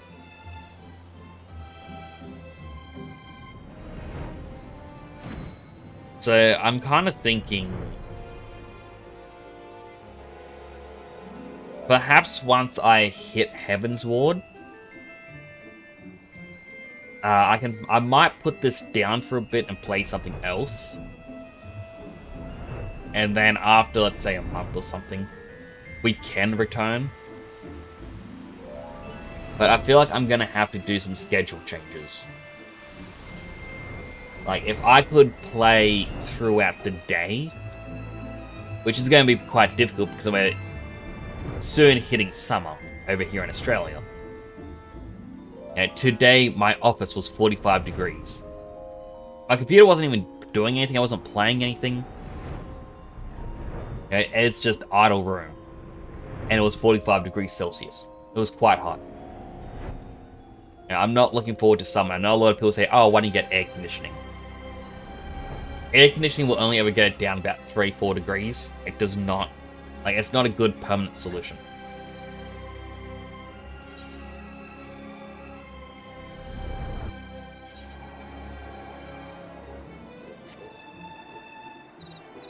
But... yeah, if I can find a way to better deal with the temperature,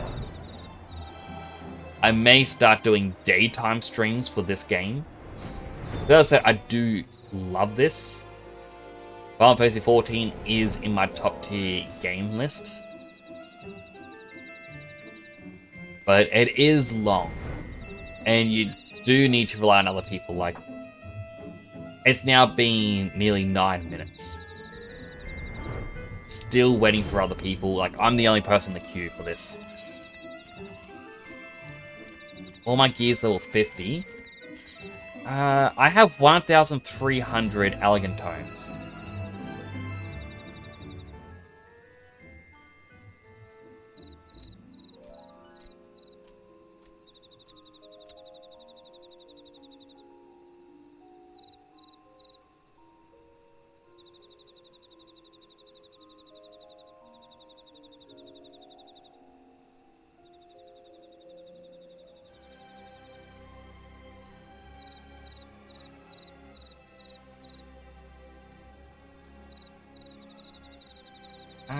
Hello, James! I'll let you get the exercises in.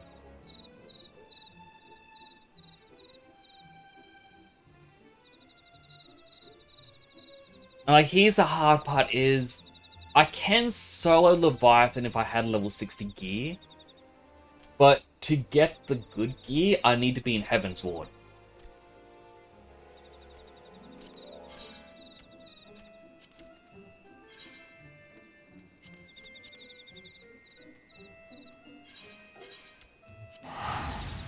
Cheeseburger.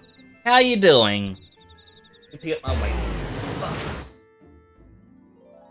Good old James. Always looking out for my fitness and my health. Now that's 20 weight lifts. Here we go.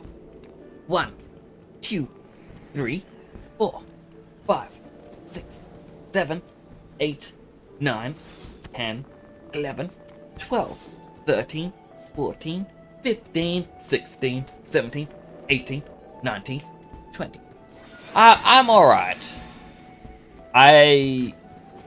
During a cutscene, I tapped my teeth together. I'm like, oh, I could feel between where I got a feeling in my front tooth. And it just causes a panic attack. Other than that, I'm good. How are you doing?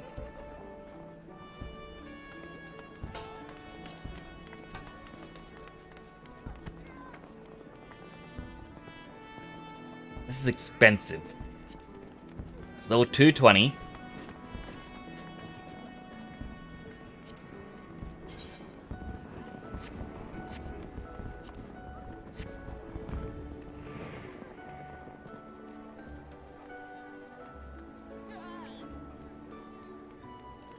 You know what?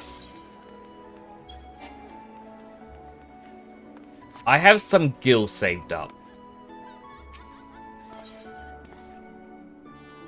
And my retainers do have some gil as well. Let me just first...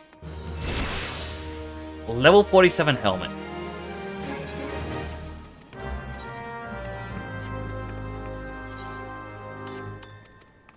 There's also naked person. I got a melon! You're meant to grow those, and it takes like a full week for them to grow.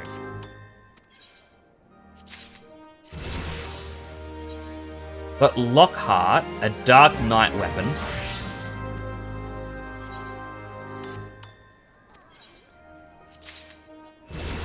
And a vigil robe.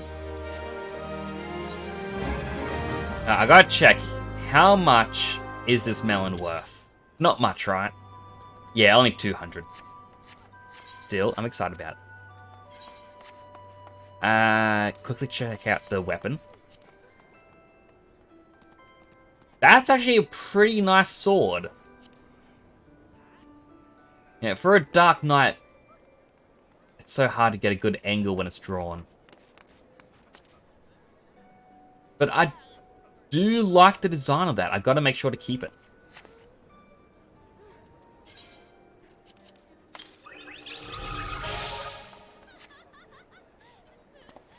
Alright.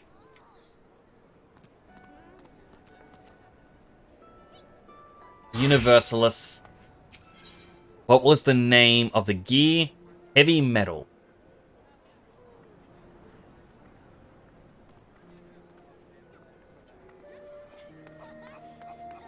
And it is of fending. Curious of fending. Gauntlets, sabatons, coif.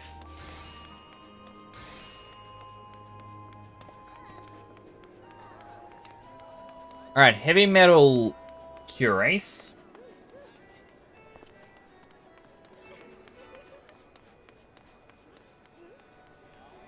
Cheapest is on Sephiroth.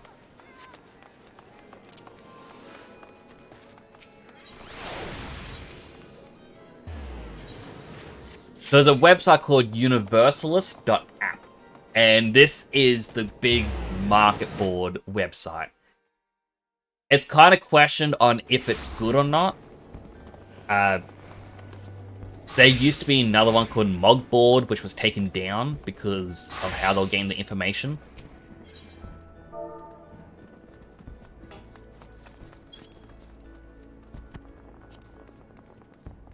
Go 29,000.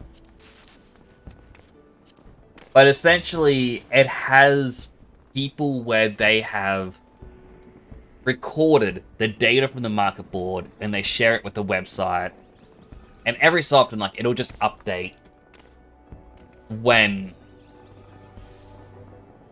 people upload the information. It's like, oh, here's the prices that are currently on there. How much have they sold for? Things like that. Now, this isn't obviously up to date for a lot of them. Like, on the Bismarck server, this chess piece that I just bought was last price checked 3 months ago. Because people just aren't checking these. The gauntlets are on Sophia. Sabatons, Sophia. And Bismarck for the helmet. But again, that was 4 months ago. But let us check out Bismarck anyway. Because if you can save a little bit of money, that's a good thing.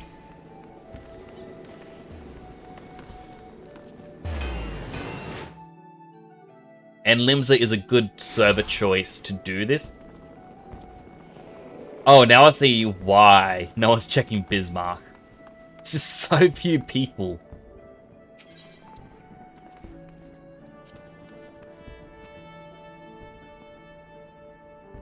They don't have the helmet, obviously. A regular one sold for 150,000.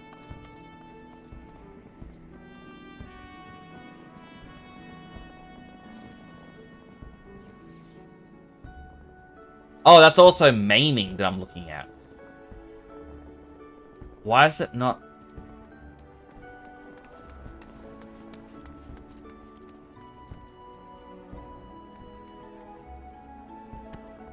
Okay, Ravana apparently has this cheapest.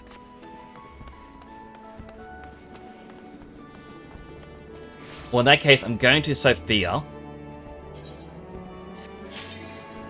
Because Sophia had the gauntlets and the sabatons for cheapest, but the sabatons, it says they're selling it for like 61,000.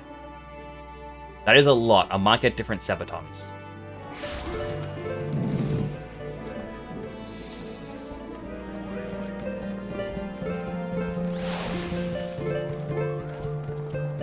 Little frog.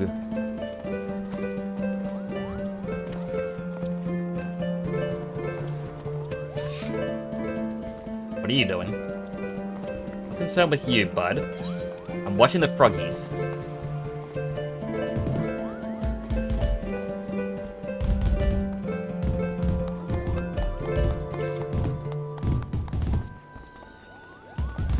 Little dragon.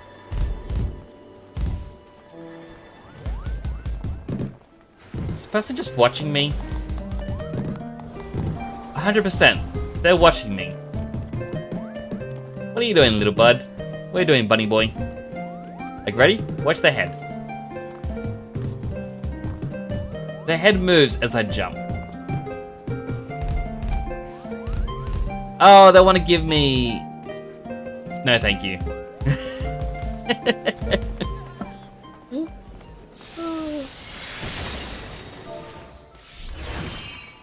Alright, feet.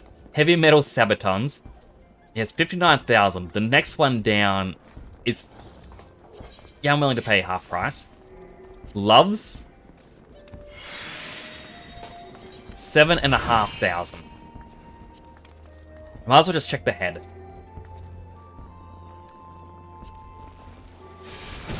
19,000. But apparently, according to 3 days ago, Ravana had it for cheaper for high quality.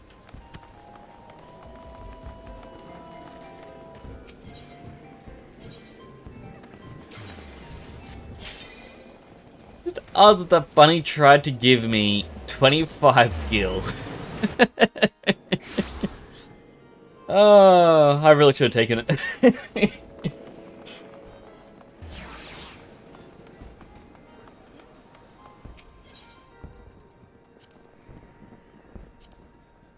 Oh, wrong one. Yep, even cheaper. And now, lastly, we do need a gladiator weapon. This is where it's interesting, because you have these two here, which is level 255. Or item level 255. And these other ones, which are... essentially ones from the Heaven's Ward trials. And they have special glow effects, but they're only item level 180. They're more for cosmetic purposes. So, Sword of the Round. Very nice, very fancy. Blade of the Fiend. That was an odd animation. The Seething Horde. I do like it. It doesn't match our aesthetic. Blade of the Goddess. And then Blade of the Demon. Oh, I do love that. If only you could dye it. And we also have the other ones like Mighty Thunderstrike from Ramu. The Inferno Blade from Ifrit. Gaze of the Vortex, which is Garuda. Then Morbid Moogle or Muggle Mogblade, which is also quite nice.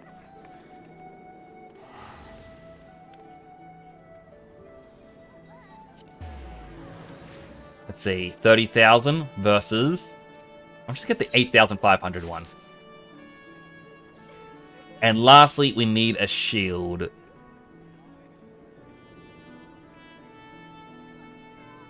I forget how you look for shields. There's a gladiator arms.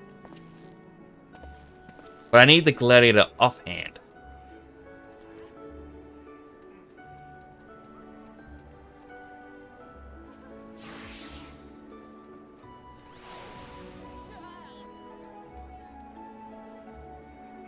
Oh, right, it's an armor under shields. Heavy metal kite shield. Like, we don't really use the shield by Glamour to never see it. But I like seeing what some of these look like. And obviously these ones here again. You pull it out and then get special glow effects.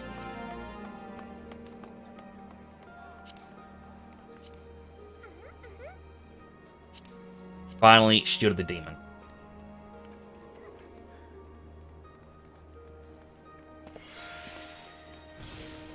But I'll probably just get this one here. I'll get a high quality because it's slightly higher stats. There was only like a couple gil more. Went through 100,000 just to upgrade our character. We never got pants.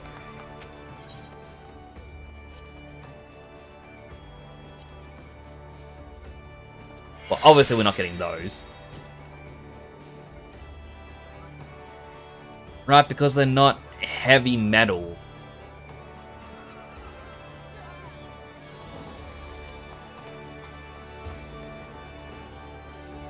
We'll just get these. I could travel elsewhere, but eh. So now everything except for a ring and earrings gets upgraded. Turning us from Disc Boy into Disc Boy.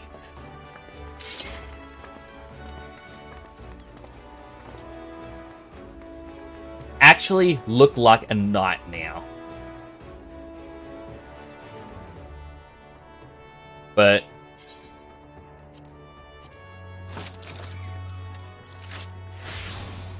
we'll go back to this glamour.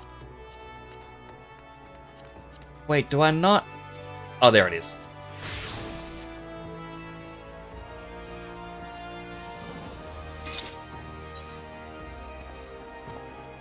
Update gear set.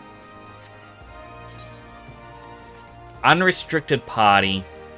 Well, Eater hard. We are going to solo this. Because I waited way too long.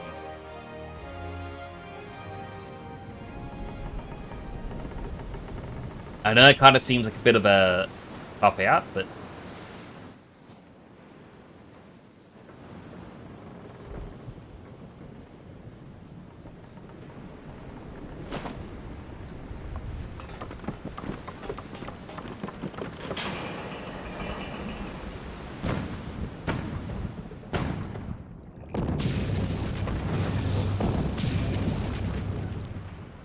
Cannons have absolutely no effect.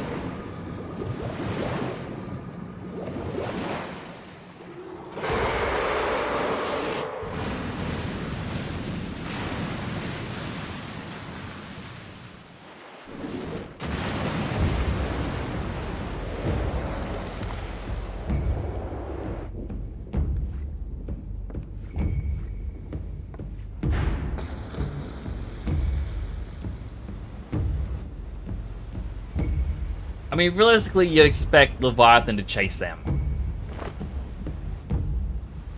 After all, they're the ones who attacked.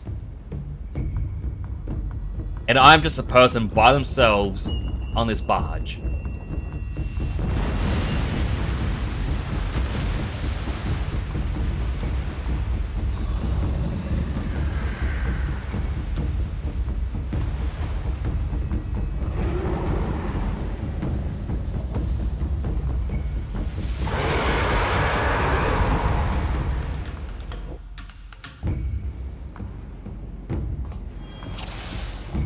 Level 60 Paladin. It didn't update my thing. How do I update that?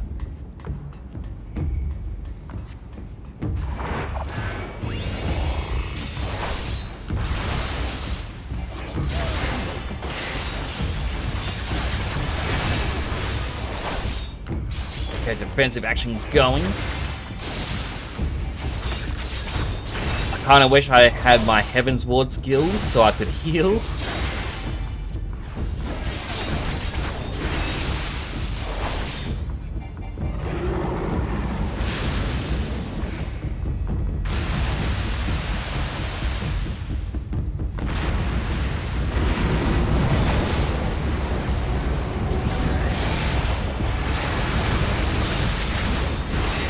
Sentinel going. His head reflects range attacks. His tail reflects physical. Or melee.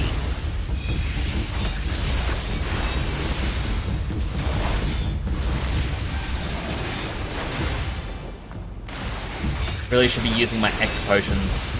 I've got a couple from a quest.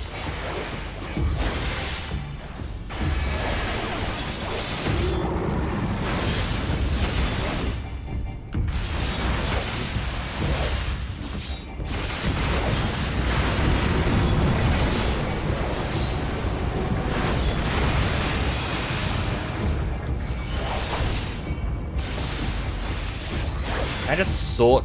There they are.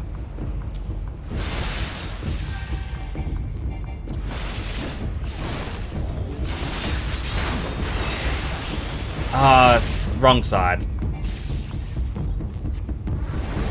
I feel like even with my new armor, I won't be able to solo this. Because I can't actually heal. So I'm still gonna have to rely on others.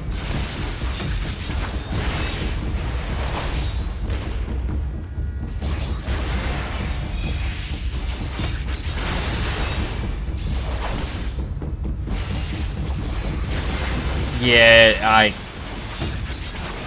I can't level 60 solo it.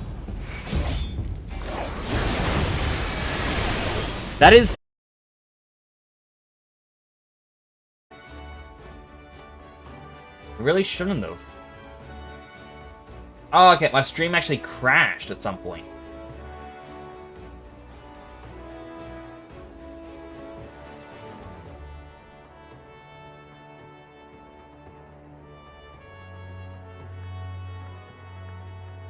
I'll wait here until I know we're back.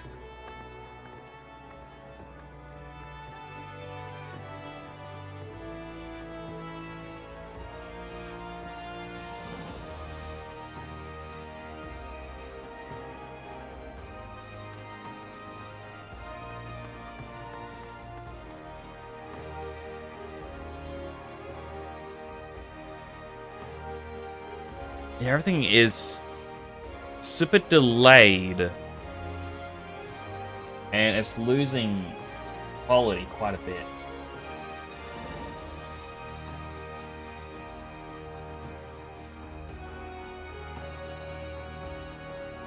I think we are possibly back now. Apologies, I have no clue what just happened in that.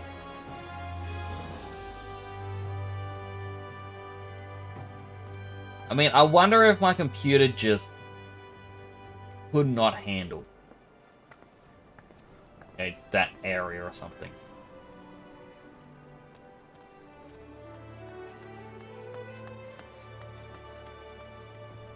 That's entirely possible.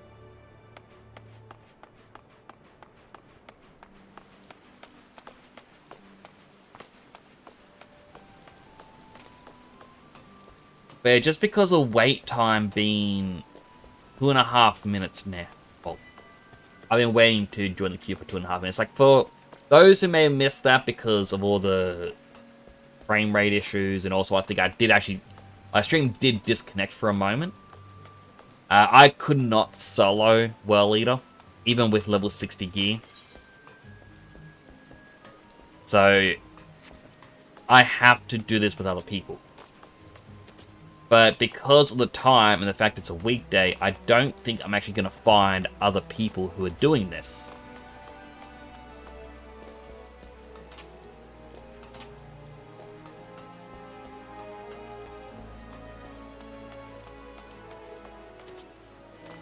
So, yeah, there's a chance that... yeah, unfortunately, we'd have to end stream early, and I may have to actually start looking at other games to play other than this.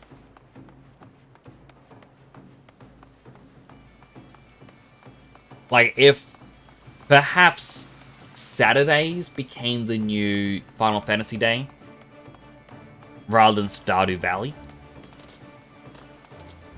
Stardew Valley could swap to a Wednesday. Darn it! I was too distracted.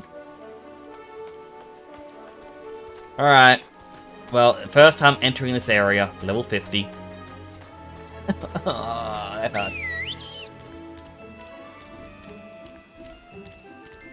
But yeah, just... It may be better chance to try and do this on a Saturday when, you know, people over here aren't having to go to bed because of work. All that sort of stuff.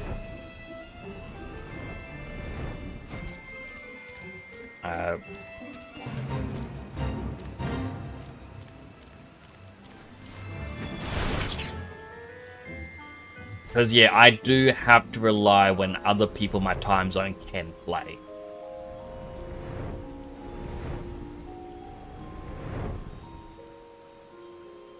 Which, yeah, it's unfortunate. So as I was saying, I do enjoy this game. It is a ton of fun. But being restricted to when other people are free, it does make the experience a bit worse. So I do think that perhaps it would be best if I shelved this game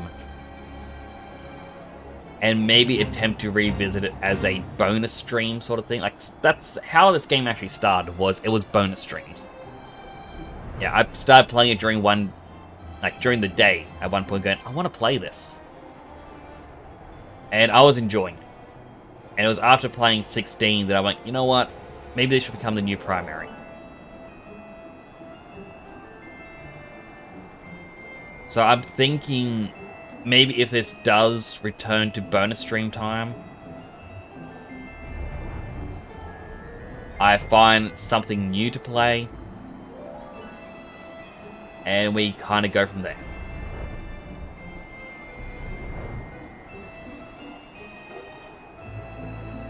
Yeah, well, the stream has caught up now, which, if it hasn't, doesn't sound like it's caught up. Refresh the stream.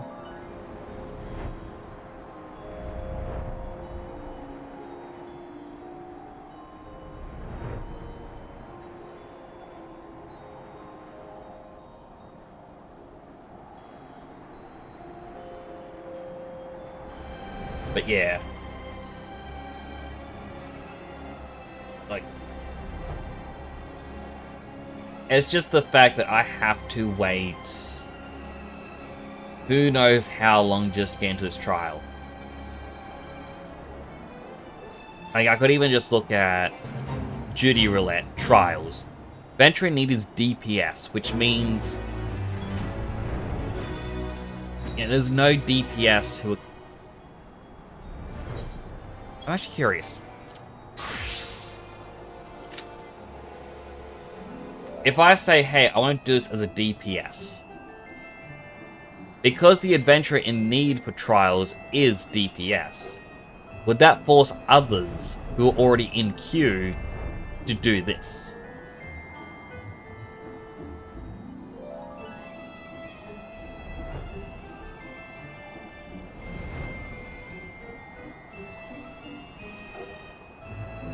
And it goes against me wanting to be a tank, like, because tank's meant to have better queues. One of the reasons I chose to play is so that I wouldn't have so much downtime. But unfortunately, you know, it is what it is.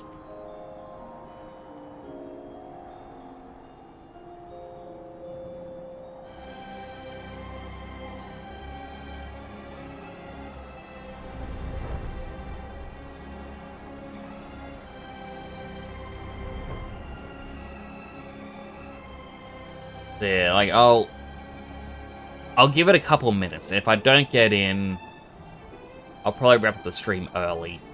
Like, it's not what I like to do. Honestly, I prefer to do proper full-fledged streams.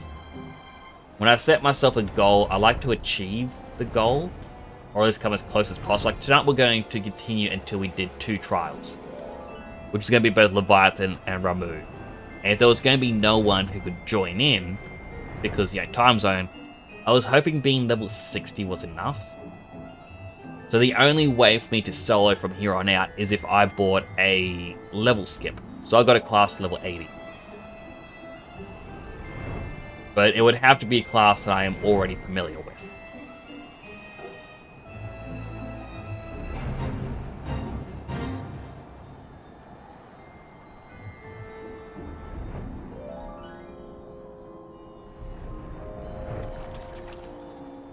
So now it just raises the question of what are we going to play in the future? Like, I could start up a new stream, but I don't know, I'm feeling a bit too down at the moment. So my mind kind of says, I wouldn't be able to be entertaining. I wouldn't be able to provide the content. Yeah, it just wouldn't be good.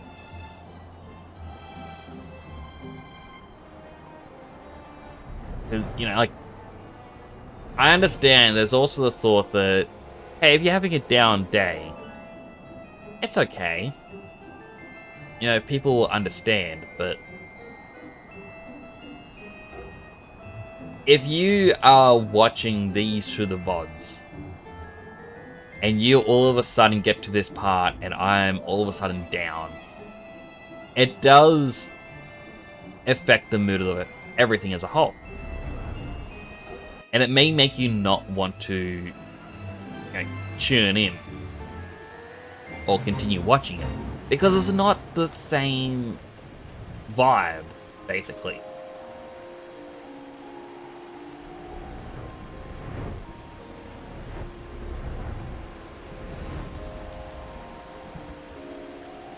I'm on, like, maybe it's just bad mentality for me, but for me, it's like,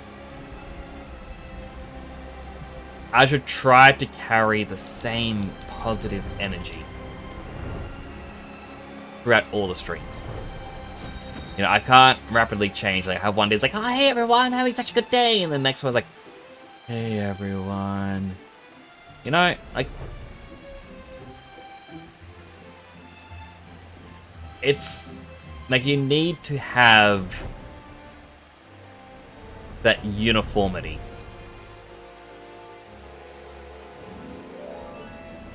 I'm gonna fly through that little hole.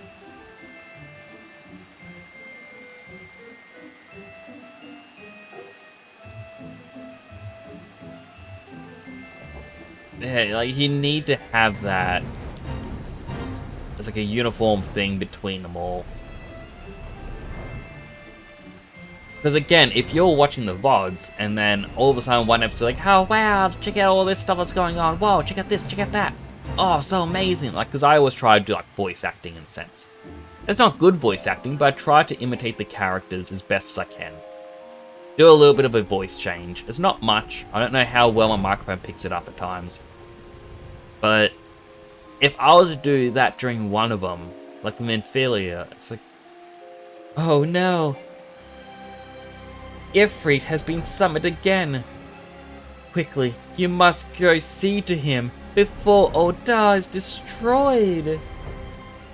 If that's how I'm going to be portraying Minfilia, and the next episode's like, hey guys, Ifrit's back. Do what you need to do. Yeah. It isn't quite right. It does take you out of it. And it's why even with, and this is like a very, like, first of all, I apologize if this comes across as insulting. It doesn't mean to be. Isn't meant to be that way. But it's like when you're telling a story to kids and it's like, do the voice, do the voice. No, you're doing the voice wrong. You have to do the right voice. It's because us as humans, we create the character in our mind of what we want to see. What our imagination is helping us to believe. So, by doing that voice on stream, it basically helps carry that along. Yeah, it makes everything a bit more engaging. At least that's how I see things. It could just be because I have Asperger's and whatnot, but, you know.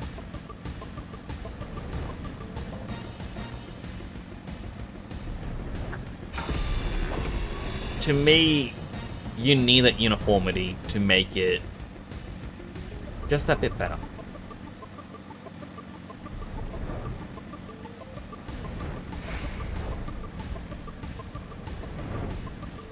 Okay, the duty isn't going off, and I don't really have anything else in this that I can do.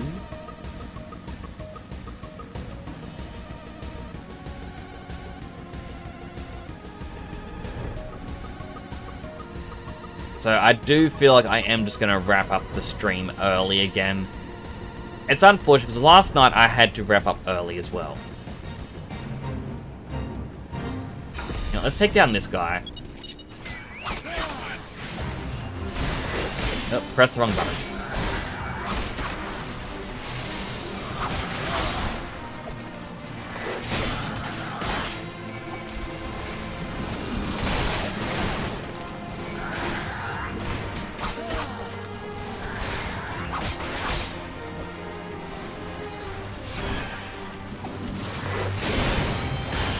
Walk straight into that detonator.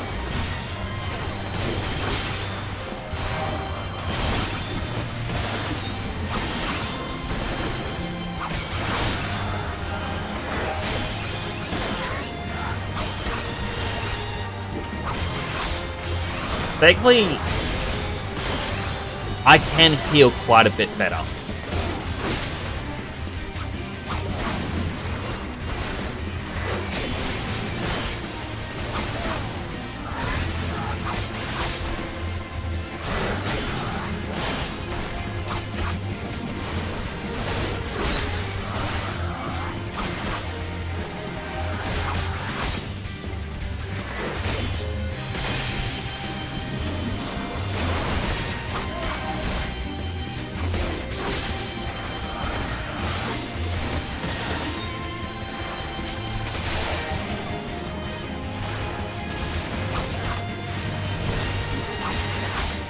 The damage over time on him, which is good.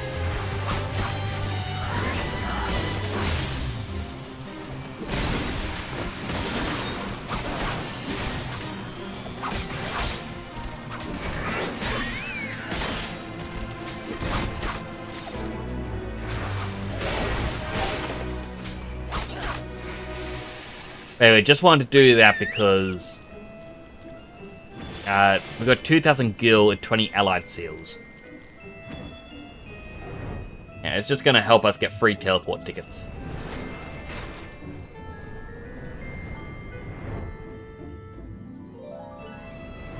We check this again. Everything needs DPS at the moment. There basically no one is doing anything. It's too late at night for Australians.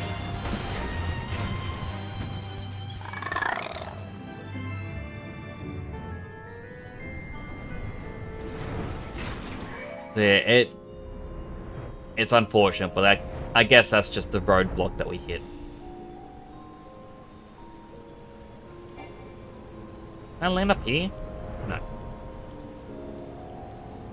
It's kind of odd because it's like some areas have really good additional flying area, like spots.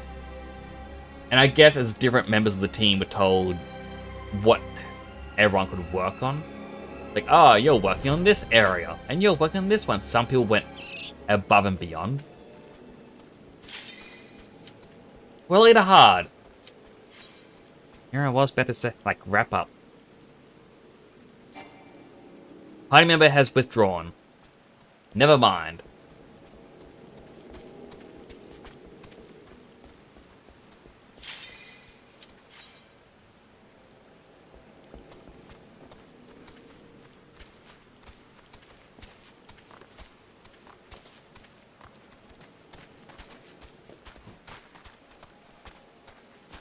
Will it start?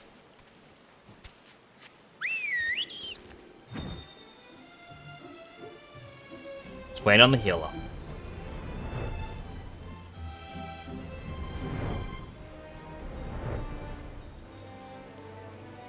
But after this trial, I will still wrap up. Well, I will do a couple of the quests so it finishes the Leviathan. But I won't start the Ramu thing, because that's 2.3. We can leave that for another time. We already watched this opening cutscene.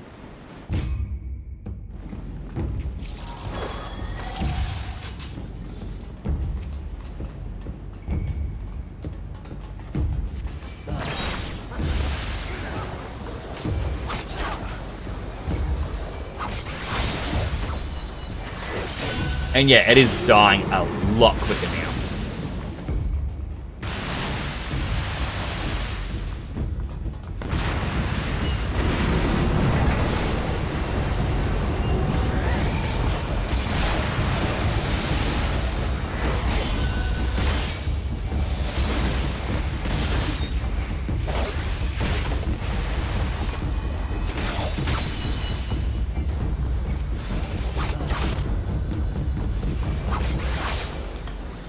Now I'm meant to be helping kill all the other ads that are appearing.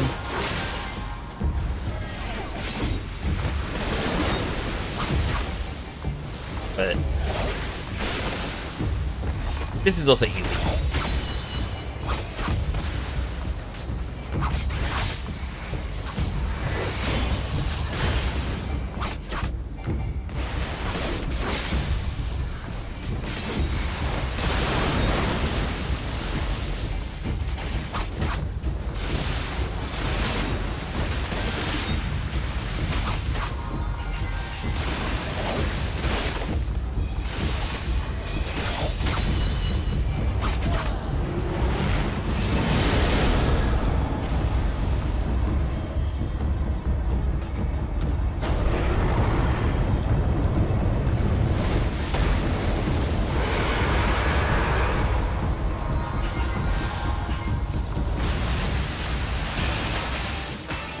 And the music kicks in.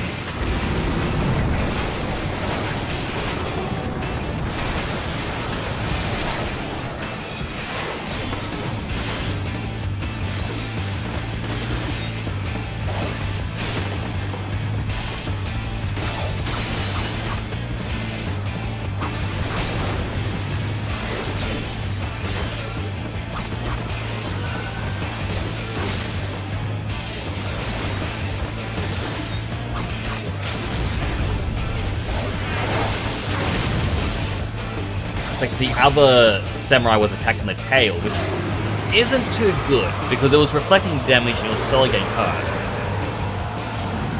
But that's Leviathan.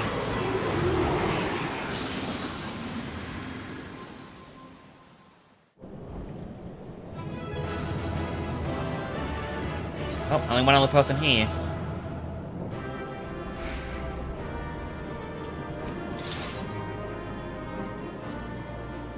Got a player commendation.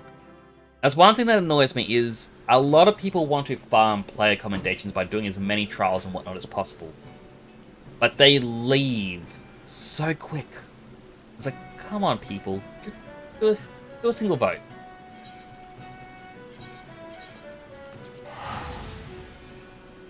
Isn't that hard to do a vote?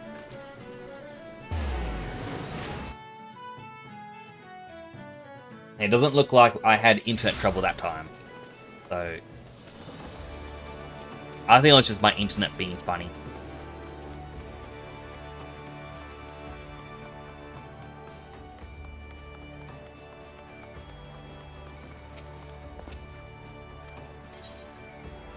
It's the command room.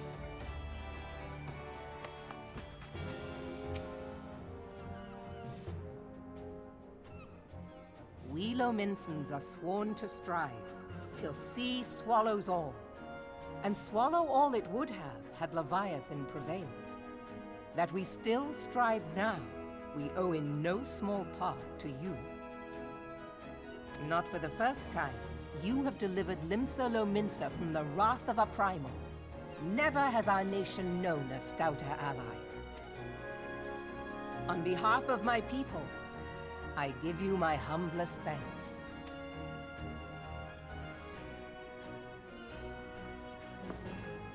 Do I get the humblest reward? I give thanks to old Mistbeard, too, for his fine solution. Whatever else he may have been, 'tis clear he was a resourceful soul. Would that I had a man like him in my service.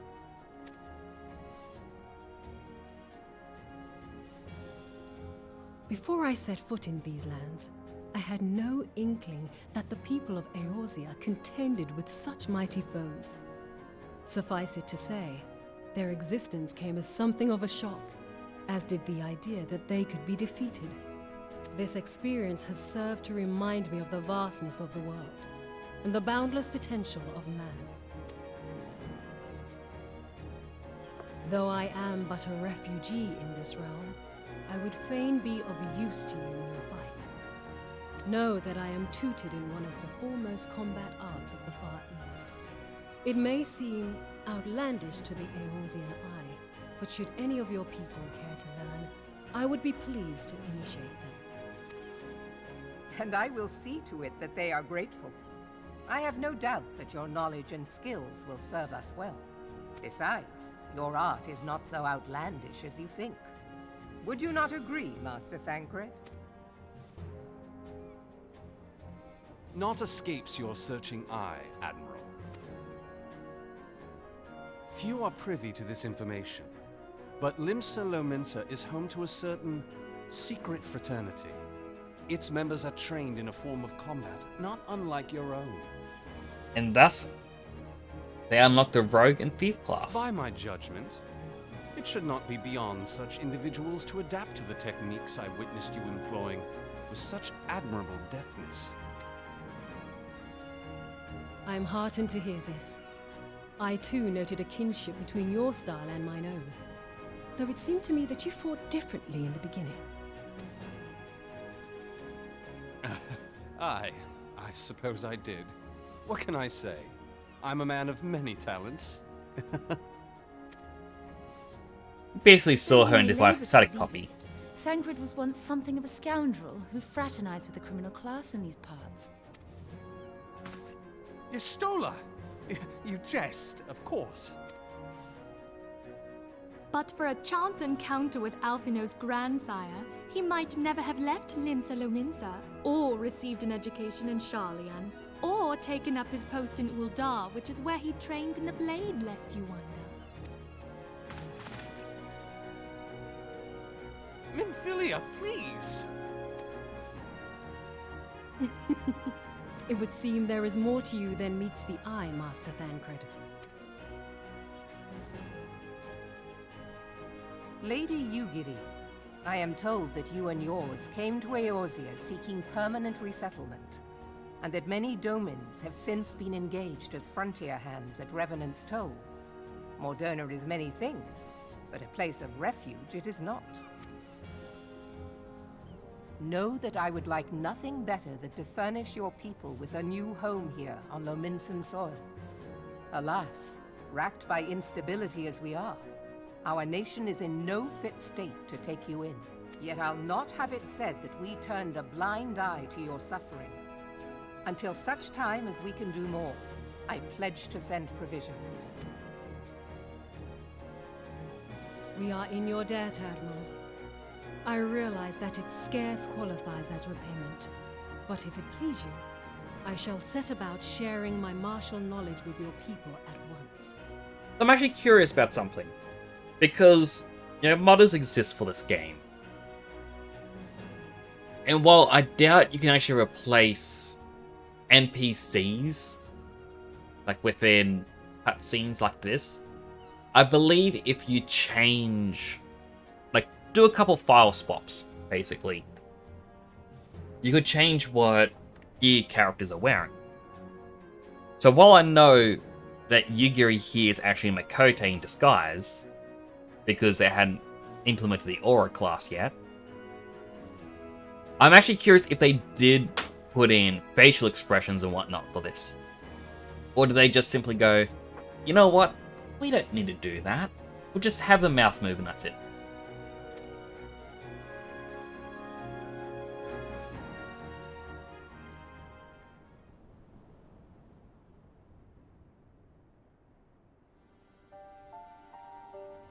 You wished a word in private.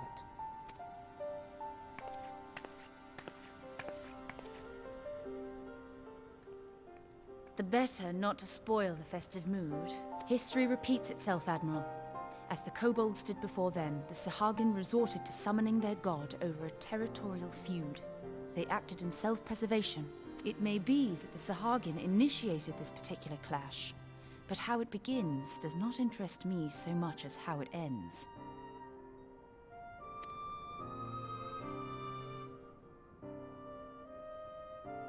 I have not forgotten our conversation, Y'shtola.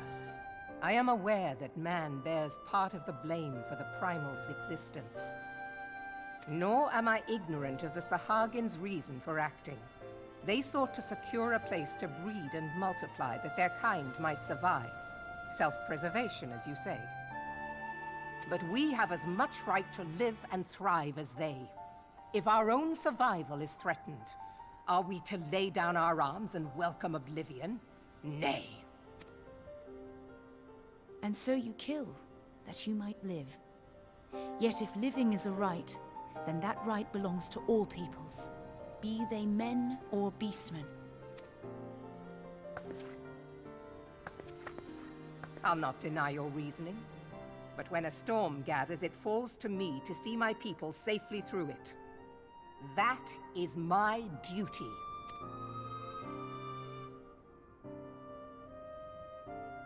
As must we all, Admiral. Stay the course, then.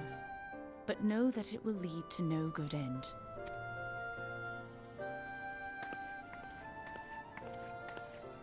I mean, Stroller really does have the right of it if you really think about it. Like, you really can't continually be at war. Man has ever put himself first and foremost. To justify his actions, he clads himself in the armor of righteousness, though it be a fancy of his own making. In this, mayhap the Garleans and we Domans are not so different.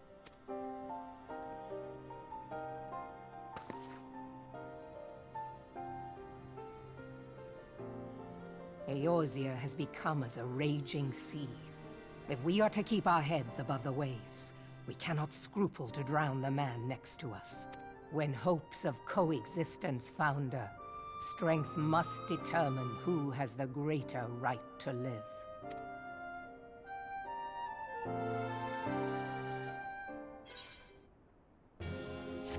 Lord of the Whorl, quest complete.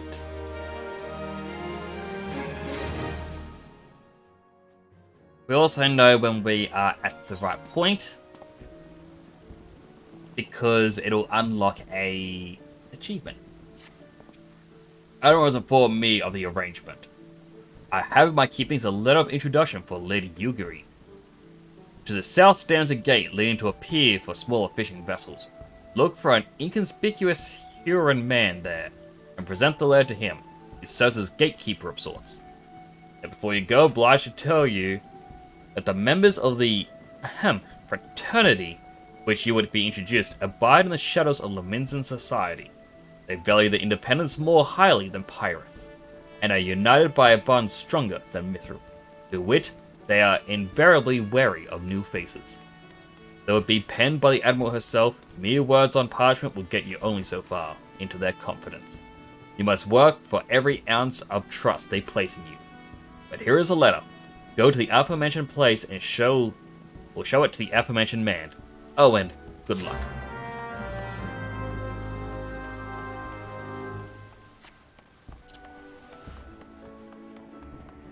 The Fish Guild.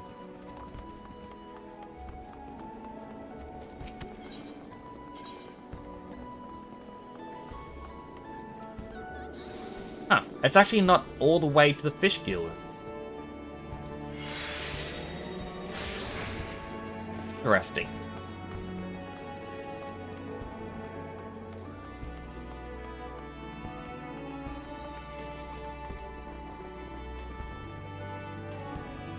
Charlene made it. Right, so that's to unlock Sage. It would be good to get some of the newer classes, but it's like Sage and Reaper, I believe, are level 70. Got business with me, Venturer? Here's a letter. Perhaps you'd like to read it. So, you're the man the Admiral sent word of. Was hoping I might catch a glimpse of Thancred too. Been a while since I saw his shy-eating grin. But what with all the dull-eyed wenches about, Spectre's got his hands full.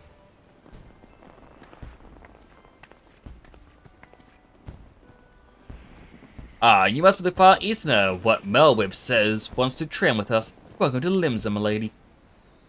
I am Yugri of Doma, It's an honor to make your acquaintance. I must confess, when I first learned your organization, I had certain preconceptions as to the nature of your membership. It would seem I was mistaken.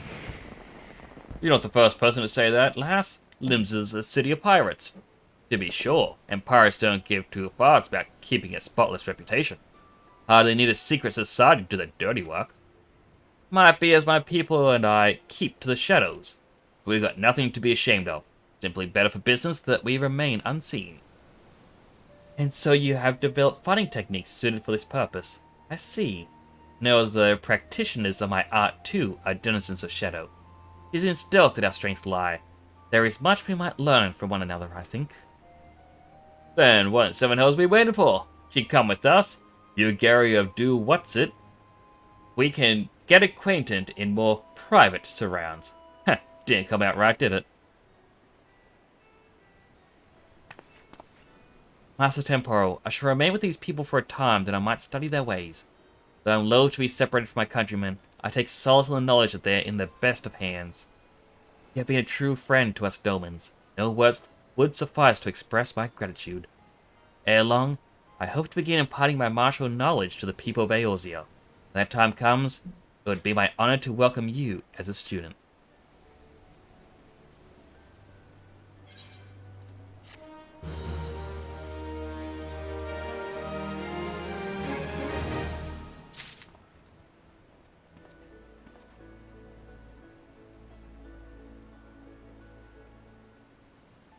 Give me a quick moment.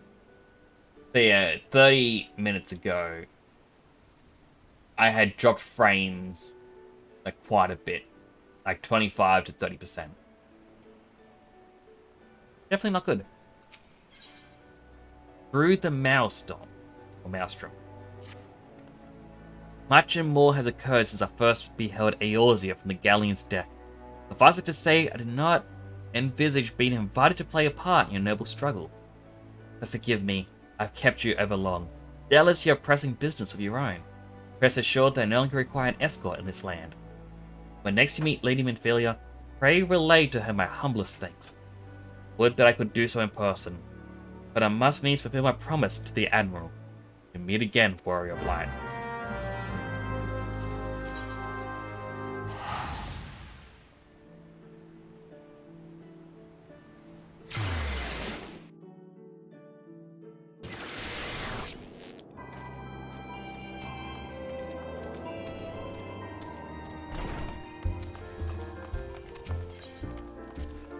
I could attempt to do some of the dungeons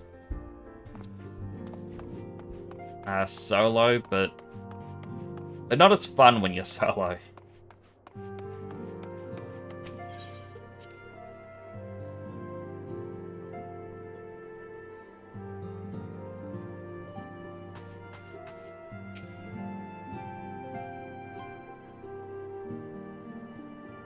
I have been reflecting upon the events which took place during our visit to Vilbrand. If you have a moment, I would share my conclusions with you. Please, bear with me. When the Sahagin Elder summoned Leviathan, he employed the power we have come to know as the Echo. Though I cannot well explain the how of it, it would seem he became immortal in so doing. When the Admiral subsequently slew him, his spirit emerged from his lifeless flesh, a consciousness shorn of physical form. Thus transfigured, he took up residence in the body of his minion with the ease of a man donning a favorite glove. Long have I known that the Echo allows one to pass through the walls of a man's soul, but never did I imagine that it could free us from our own flesh, nor less that our souls could then occupy the next corporeal vessel to take our fancy. It was of this that Elizabeth spoke, an existence which knows neither cessation nor oblivion. And yet, though the Sahagin had mastered his gift and thereby become immortal, he was by no means invulnerable.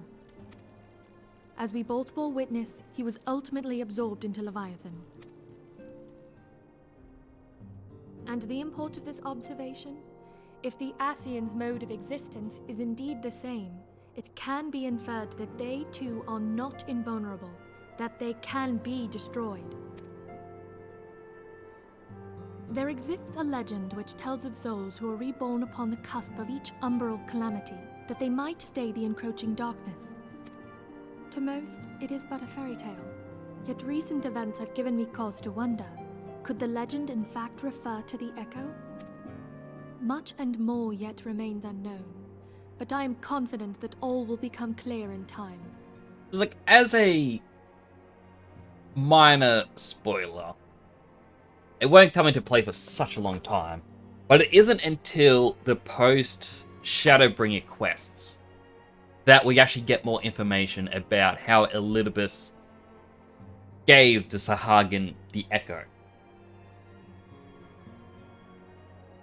Until that point, it's just a big question mark, and it's sort of like, did they perhaps forget about it?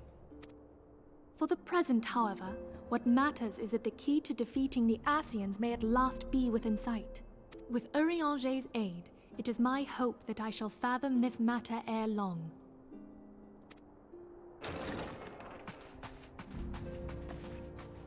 Urianger, what's the matter? Oh, I was just about to send for you, my friend. Is Artemis? Grave tidings from the Sharlayan motherland, my lady. It doth concern our distant allies, the students of Baldessian. What happened to him? What of them? My lady, the Isle of Val, which for many years hath been the Order's home, is no more. No more? Whatever do you mean? I relate only that which hath been conveyed unto me by our agents. An etheric wave of the highest magnitude was recorded in the region. Soon thereafter, 'twas observed that the isle had ceased to be. 'Tis postulated that a magic was evoked, like in power to Ultima. 12 preserve. I don't think we actually get information upon that. If there are no other matters, I move that today's meeting be adjourned.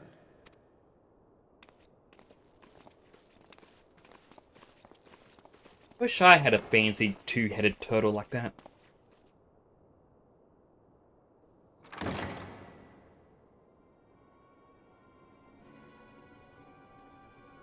Leleji?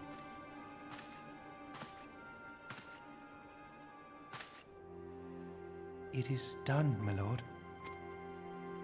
I... Forgive my impertinence, my lord, but these orders, I am uncertain as to what end they serve.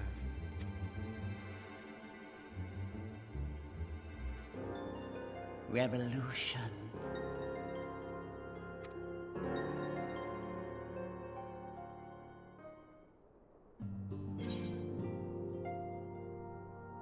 I think even that doesn't pay up for a while.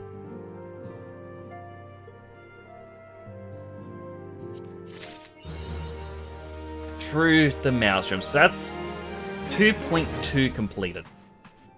Which now puts us at 2.3. Which is the quest line for Ramu. 2.4, I believe, is Shiva. And 2.5 doesn't actually have a trial, but instead a more difficult dungeon and a lot of cutscenes. But as I said, I might leave this here for now. This might end up becoming a bonus stream game, because while I do love it, and I absolutely love playing this, I do kind of get the feeling like it is tied to, you know, needing randoms online who are able to play this. Like, at the moment, it's nearly 11 PM in Australia. At least where I am, which is the eastern coast. Like, it is the latest here compared to everywhere else, but a lot of people have work in the morning, or maybe they have school in the morning. Technically school holidays at the moment in my state. But it makes it difficult because people have lives and obligations they need to do. We can't well afford to expect everyone to always be here. But because of that, it's difficult to do the main content in this when everyone is resting. Okay, they're asleep and whatnot. And even if I check the duty point, like, it's finally swapped so it's like, oh look, we need a tank, or we need a healer. The fact that earlier all of these had a DPS is quite worrisome, because DPS are the things that are never in short supply.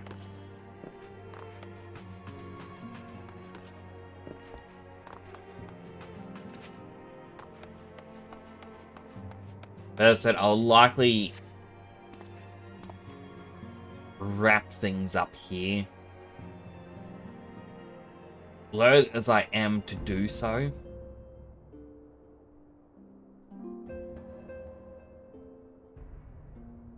You know, like, I don't like shorter streams. Like, it hasn't even been a 3-hour marker yet. I'm already wrapping up. But, you know, thank you all so much for coming on by. I really do appreciate each and every one of you so much. Yeah, I cannot express that enough. Next week, we're going to be playing something new.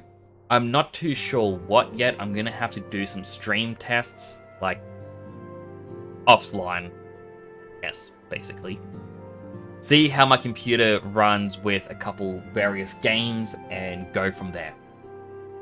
At the moment, it looks like I might play Lies of P, or it might be Starfield. I'm a little bit behind on starting Starfield, but you know, that's fine. Or it could be something else entirely different. But yeah, Final Fantasy 14. We will have to say goodbye for a little while. Or at least wait for daytime bonus streams. We're gonna miss my cat boy. I'm like, truth be told, I was gonna make a custom helmet. And it was just gonna have like the cat ears. Because I wanted to fit like the Mikote.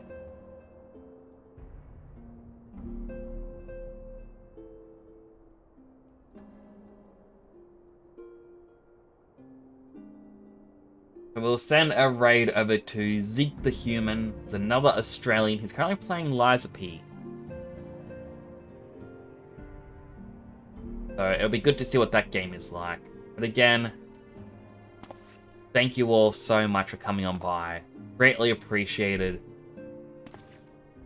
Do take care of yourselves. And it's always a pleasure having you here.